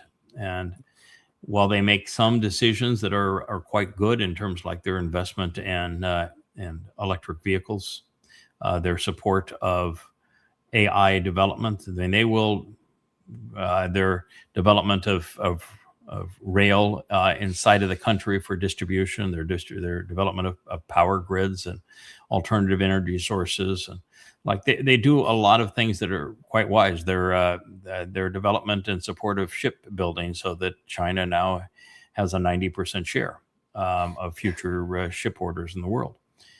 But they also, because they're communists, fund whole cities of buildings that have no occupants because there's no economic incentive. There's no personal responsibility. They're making decisions. Social credit scores. It's so, and there's a huge apathy of people that say, it's like the kid that plays soccer and he wins every game and he got the same trophy that the kids that lost every game. And looking at the trophy, and he says, mom says, "So what's the purpose? Why did I practice?" Right. Welcome to socialism, son. And so they have their issues. But overall, their issues are a fraction of the issues we have in the United States.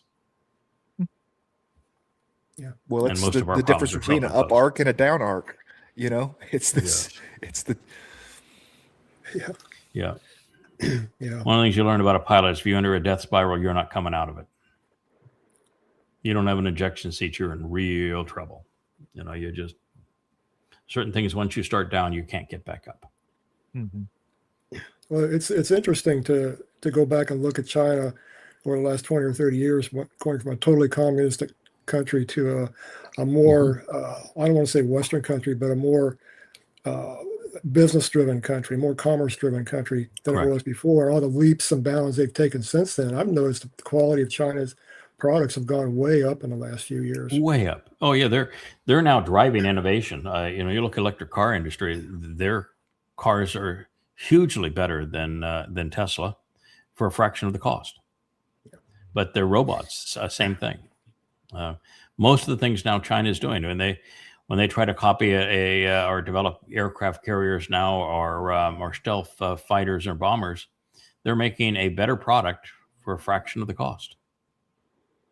Their shipbuilding is the state of the art worldwide and a better value than anybody else's. No, they're cutting edge. Their new transportation grids and their super fast rails, their ability to construct modern and really attractive buildings. And in a month where America would take 5 years, they're so efficient and and the quality is so good. It's just amazing the difference.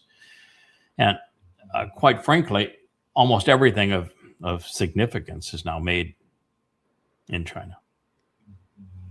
So they're no longer the copycat engineering of the 80s and 90s. No, they're completely innovative when it comes to engineering. Right. Yeah, so we're running off an external hard drive made in China. We've got this new Core computer, the little cube, it's made in China. I've got a laptop in front of me; it's made in China. I've got a monitor that's reflecting in a teleprompter. The monitor is made in China. The teleprompter is made in China. It's got a Canon, a professional camera behind it. It was made in China. I haven't looked at the origin of the Shure 7B, but my guess is it was probably made in China. The only thing they really haven't done is the super low labor kinds of stuff. Apparel is not something you can automate. It takes just a lot of hands, and this is probably made in Bangladesh. But if it's technology driven, I've got a television up on the wall, Samsung, made in China. So most of the components in your car, even if it's an American car, made in China. One of the things they were talking about for Elon Musk that, how are you going to make a few 100,000 of your Optimus robots where you have to have magnets for all of these actuators to work effectively. And the raw earth for those magnets come from China. And they've got all sorts of restrictions on importing to the United States. So how are you going to manufacture them? Have you thought it through? Nope.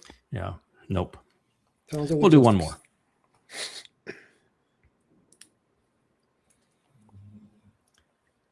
Trump never sleeps. Yeah, Rubio says, I've never seen Trump sleep. Well, first of all, pal, if you've seen him sleep, you're in his bedroom, so it's probably a Little creepy. little creepy. So you already are creepies, but that would be really, really creepy. And the day that you said that you've never seen him sleep, he's sitting there sleeping beside you. You look at the picture there; he's asleep. Now He's contemplating, deep in contemplation, right? yes, Was the that deal accurate? is that the dumpster falls asleep during the day and he's up all night because, well, he's reptilian. Mhm. That's when Satan's out is at night. He plays in the Right. darkness. Reptiles just love the dark. Mhm. So you're right. He doesn't sleep at night. He's a demon. Well, You know, there's a lot to we- be said for that with the true social posts that we know are from him. They're coming out in Oh. the crazy hours of the Oh yeah, dark. 2, aren't they? 3 o'clock in the morning. Yeah, he's up Mhm. all night being vicious. It's he is really a very special beast. He has at least proven one of the conspiracy theories true. Lizard people. Yeah, reptilian overlords. So Reptilian yeah, you got to overlords. give him credit. He has proven one of the conspiracy theories true. So you got to give the conspiratorialist credit for that one. I don't know who it was that came up with reptilian overlords, but you got Oh, it. that's David Icke. That is David Icke David all Icke. the way through. Oh, David Uh-huh. Icke. Okay.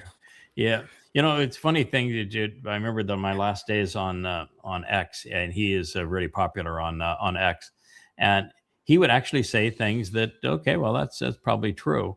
So, he's babble like the rest of them. He's going to mix things that are false and true. That's how he draws people in.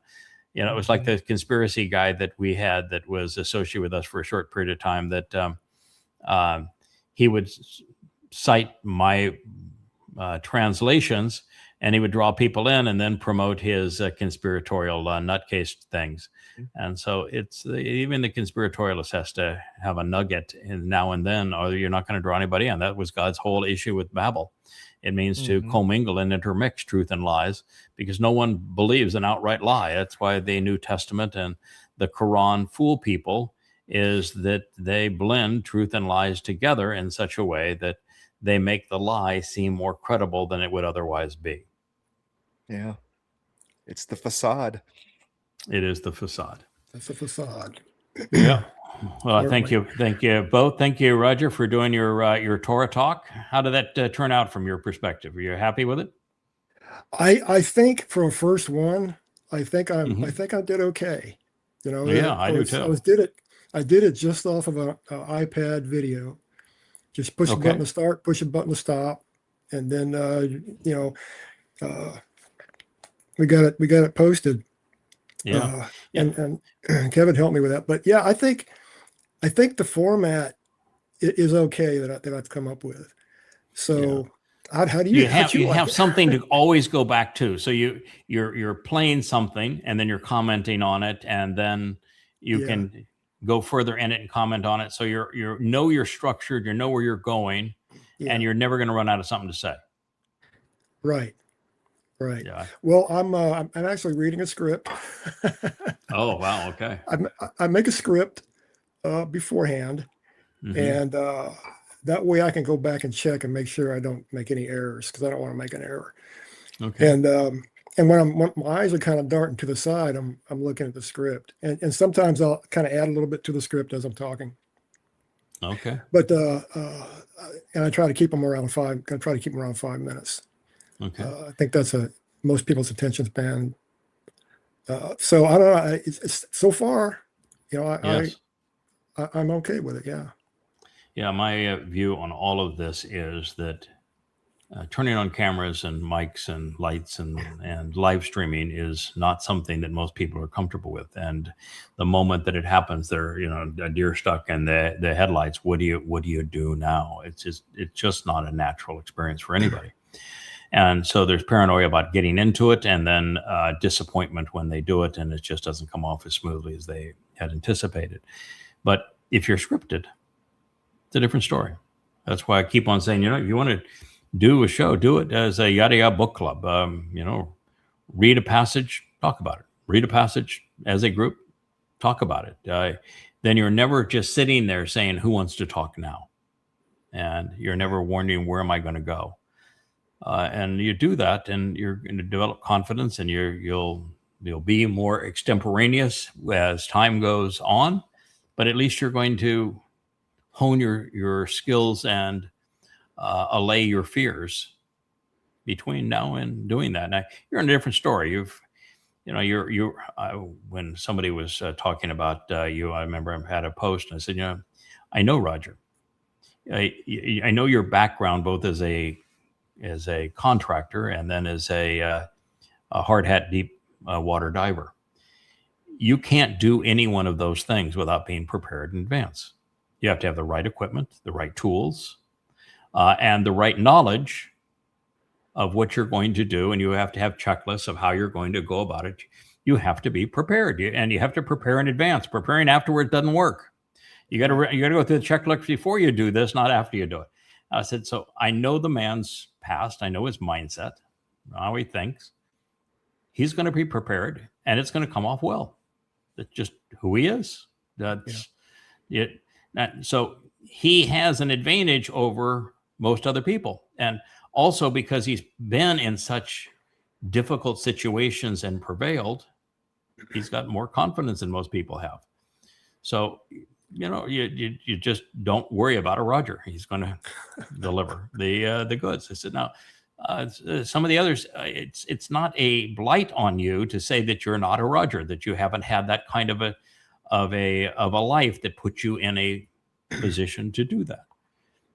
Very few people have, but you can still play by the same plan that he's going to use. You can still write your plan out, know what you're going to talk about, have clues going on, share things out of the books, for example, and have a plan and use that plan as opposed to going on and say, we're just going to talk about whatever comes to mind. That doesn't typically work very well. Yeah. Unless you're interviewing Kevin, and man, you went through it all, man.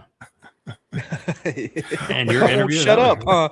Wow, it was really good. I listened to the whole thing. It was really captivating. And what I really liked about, well, first of all, I'm tickled pink that somebody found me in a quote on the dark web, and I was competing against Pepe, the groper. I just think that it's delicious. But the thing that I liked is that you struggled with alcohol, and you helped him with his addiction to alcohol. Mm-hmm. And it is, I think it's overcoming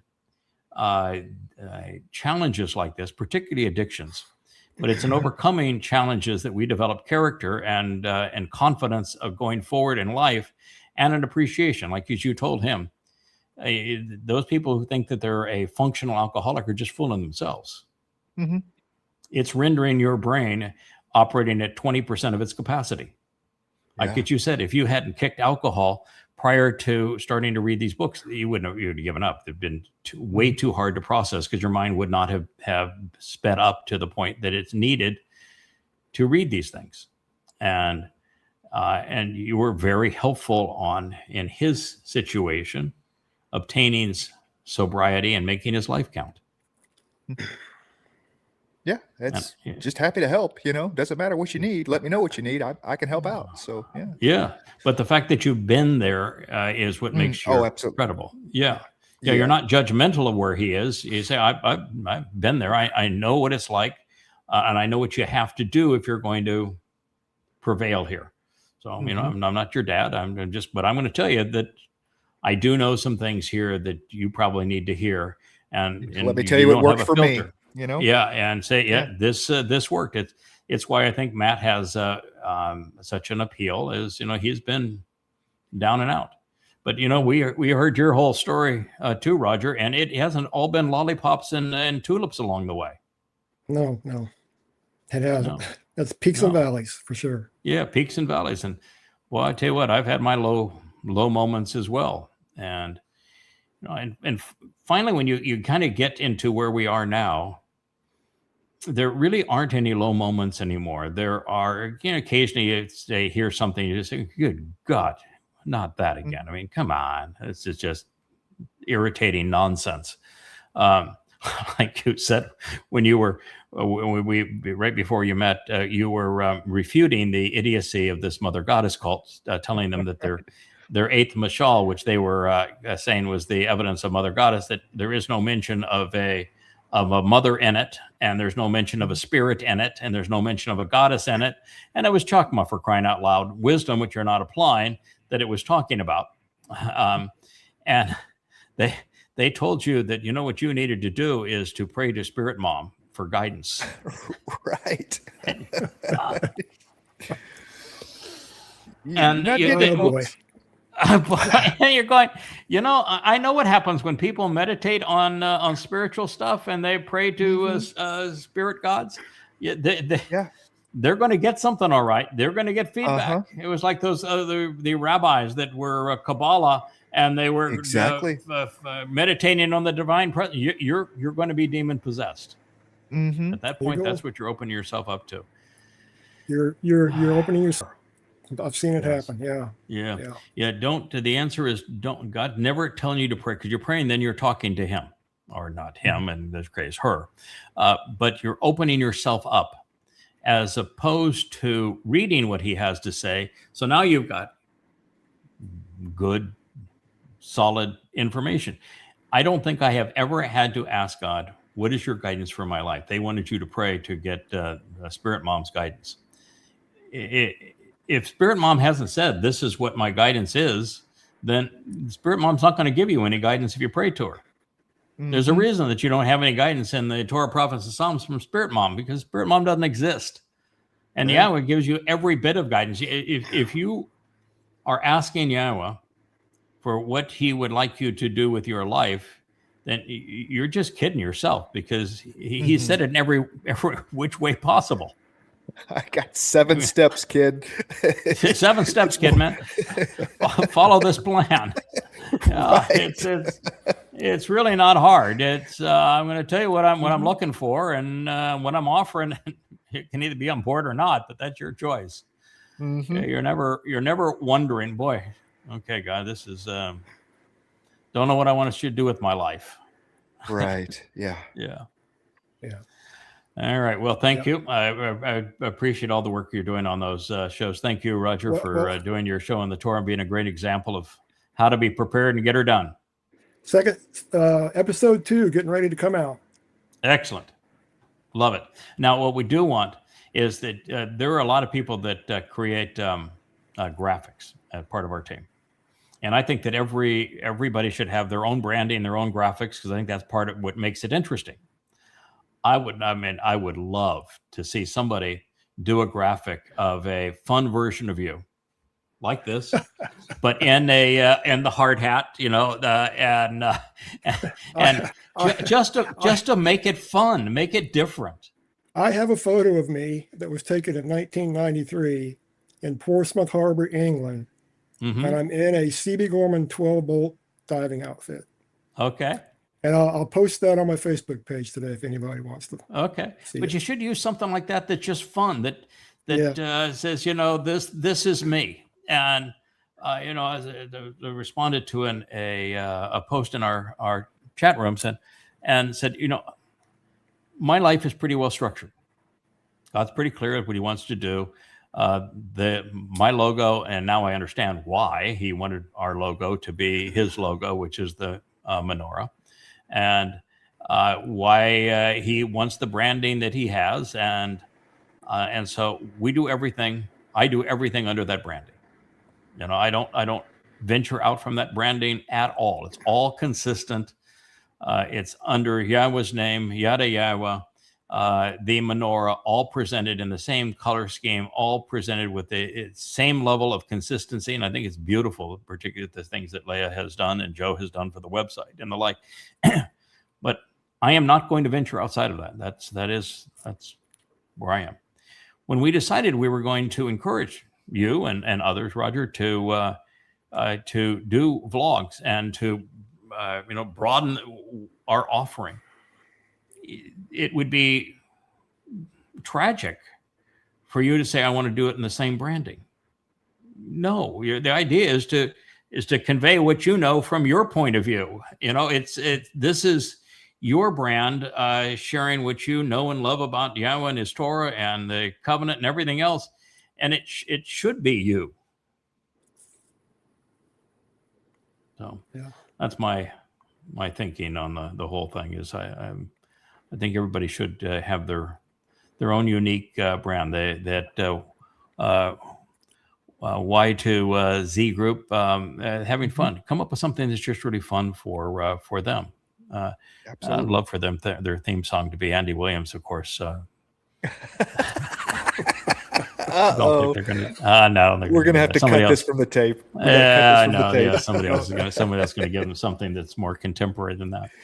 Just yanking their chains. I don't know why somebody posted the Andy Williams "This Land," the Exodus song, written by Pat Boone, a Christian, by the way, which is interesting. But the lyrics are really quite good, and the melody's great, the singing's great, and I used it for the intro for the Blog Talk Radio for years. But I think I actually used it too, didn't I, for Shattering Myths? I think we used it there as well. So been part of for a long time. But I'm a really old guy, so those ballads appeal to me. I understand there's actually been music since that was written that might appeal to a younger generation. That's what they tell me anyway. All right. Well, thank you. Appreciate it very much. We'll look forward to being together again tomorrow. Good day. Thank you. Goodbye. You're welcome. Hey there. Thanks for tuning in. That was Fetch. Gotta run now. Catch y'all on our next podcast.